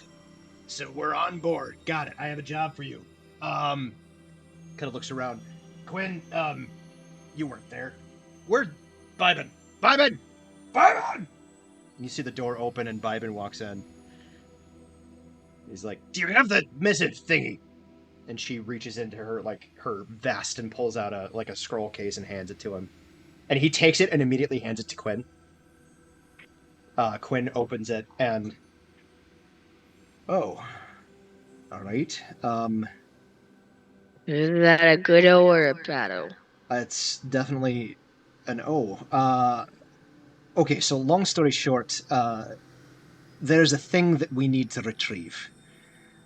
So apparently I'm sending you on a fetch quest. What is it that you're trying to retrieve? Well, according to this, there's and he kind of rolls the scroll up and kind of pops it back into the case. There's a sword of some ancient hero that we need to get hold of to pursue certain ends. Ends that we're not talking about just yet. Right, ends that we're not talking about just yet. But there's a sword that we need. Right. And it's in a tomb. And it looks like the elves have also found the tomb and are actively looking for the item in question. Fortunately, the tomb is haunted as fuck, according to this, and so the denizens of the tomb are actively fighting back. So apparently we're just gonna send them to add to the chaos. And crazy Duray's like, yes, chaos! That's what we want. So, Are we going to the Thrufells? No, you're not, actually. Your job, whether you want to accept it or not, because honestly, I need your help with this. Your job is to go to this tomb, go into this tomb, get through the elves and the ghosts, or whatever the fuck is haunting this place, and get the sword. Got it? Where and what ghosts and what sword? There's a sword that they need to continue the quest. There's a lot of ghosts because it's haunted. Remember, if you can't physically touch it, use a magic weapon. Yes, exactly. I know. So we fight our way through the ghosts, potentially fight our way through the elves. We retrieve the sword, bring it back here so they can do something with it that we have not actually been told what that is yet, but that's fine because we're along for the ride. Ride the dragon. To ride the dragon! Okay. All is rolling up. I'm on board. Is it what? I take it David has not seen Starstruck Odyssey yet? I have not, no. Add that to your list because it's phenomenal, but that's from that. Anyway, right. So, Duray kind of like, yes, chaos, go do the things, and you see him just immediately leave the room and walk to the back. How do you think I would look good with mutton chops? Who did you ask that of? Are you asking me? Mm-hmm. I haven't seen you with any facial hair. Pull that off, maybe. We could try it together. We could try it together. Tell you what, why don't you grow your beard out to a point where it matches mine or similar, and then we can both shave them to be mutton chops. I'm here for this. This is a good idea. Indeed. I'll hold you to it. Okay. I wish we had a way to preserve this interaction for future reflection. I will point out that if the elves are already there, this is somewhat of a pressing matter. So, the sword you're looking for is called the Sword of, and Adam is going to try to pronounce this correctly, Akemi. I need to double check one thing real fast. Where's all my fucking notes? There's my fucking notes. That is the... I need... Oh, everybody, including... we'll go with this. I need everybody to roll a history check. Melisandus, I need you to make your history check with disadvantage. Ooh. He gets a disadvantage on history? On this specific history roll, yes. I mean, to be fair, he's like at the beginning of history compared to the rest of us. So I suppose the individual in question that you're making a history check on is his contemporary. So the history check for him is whether or not he happened to have heard about this specific hero in his own time frame.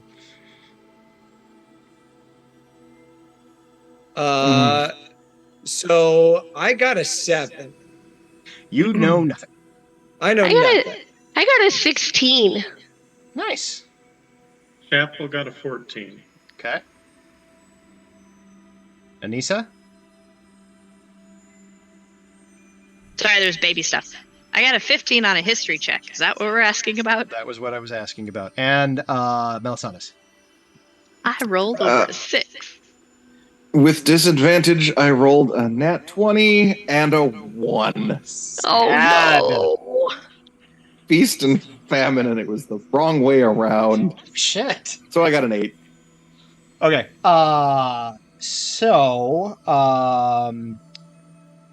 We'll go with Chapel got a 14, you say? All right, you are the most recent to this individual without being his contemporary. So you know who this is. Lyle, with your 16, you're going to know who this is. Anissa, remind me one more time. It fell out of my head. 15? Yes, 15. Okay. You've heard the name before. So way back, kind of near the dawn of time, there was a group of heroes who arose, as are wont to do, but they became somewhat legendary in their own right. Akemi was one of these heroes. The exact names of the other heroes escapes you for the time being, but you definitely recognize the name as being kind of the lesser known, and like it's one of those things where it's like, I know that name. I feel like this is, a tale that I heard of these heroes from way the fuck back. And I feel like he was kind of like one of the lesser names in the story, but for the life of you, like, and you it's one of the, like, you keep thinking of other heroic names from that time. It's like, no, it wasn't that group. No, it wasn't that group. It's that sort of thing. But yeah, so a hero of the First Age, certainly was contributory to saving the world at least once. Was part of a larger group of names of individuals that are definitely like kind of bigger names, but you can't put your finger on who. Can you spell the name, please? Yes, and the pronunciation is thanks to Schmoopsy, because for the life of me, I can't do Japanese pronunciations. Akemi.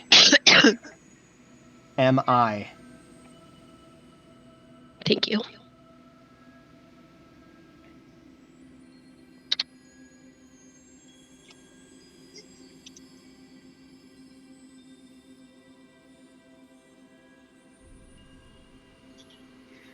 that information is delineated. Quinn says, so fortunately, it appears that the tomb itself is actually not far from here. Probably be maybe an hour or two travel time. He kind of glances over at Loth. He's like, right, wrong voice. It's only about an hour or two. Loth, if you wouldn't mind, could you guide them there?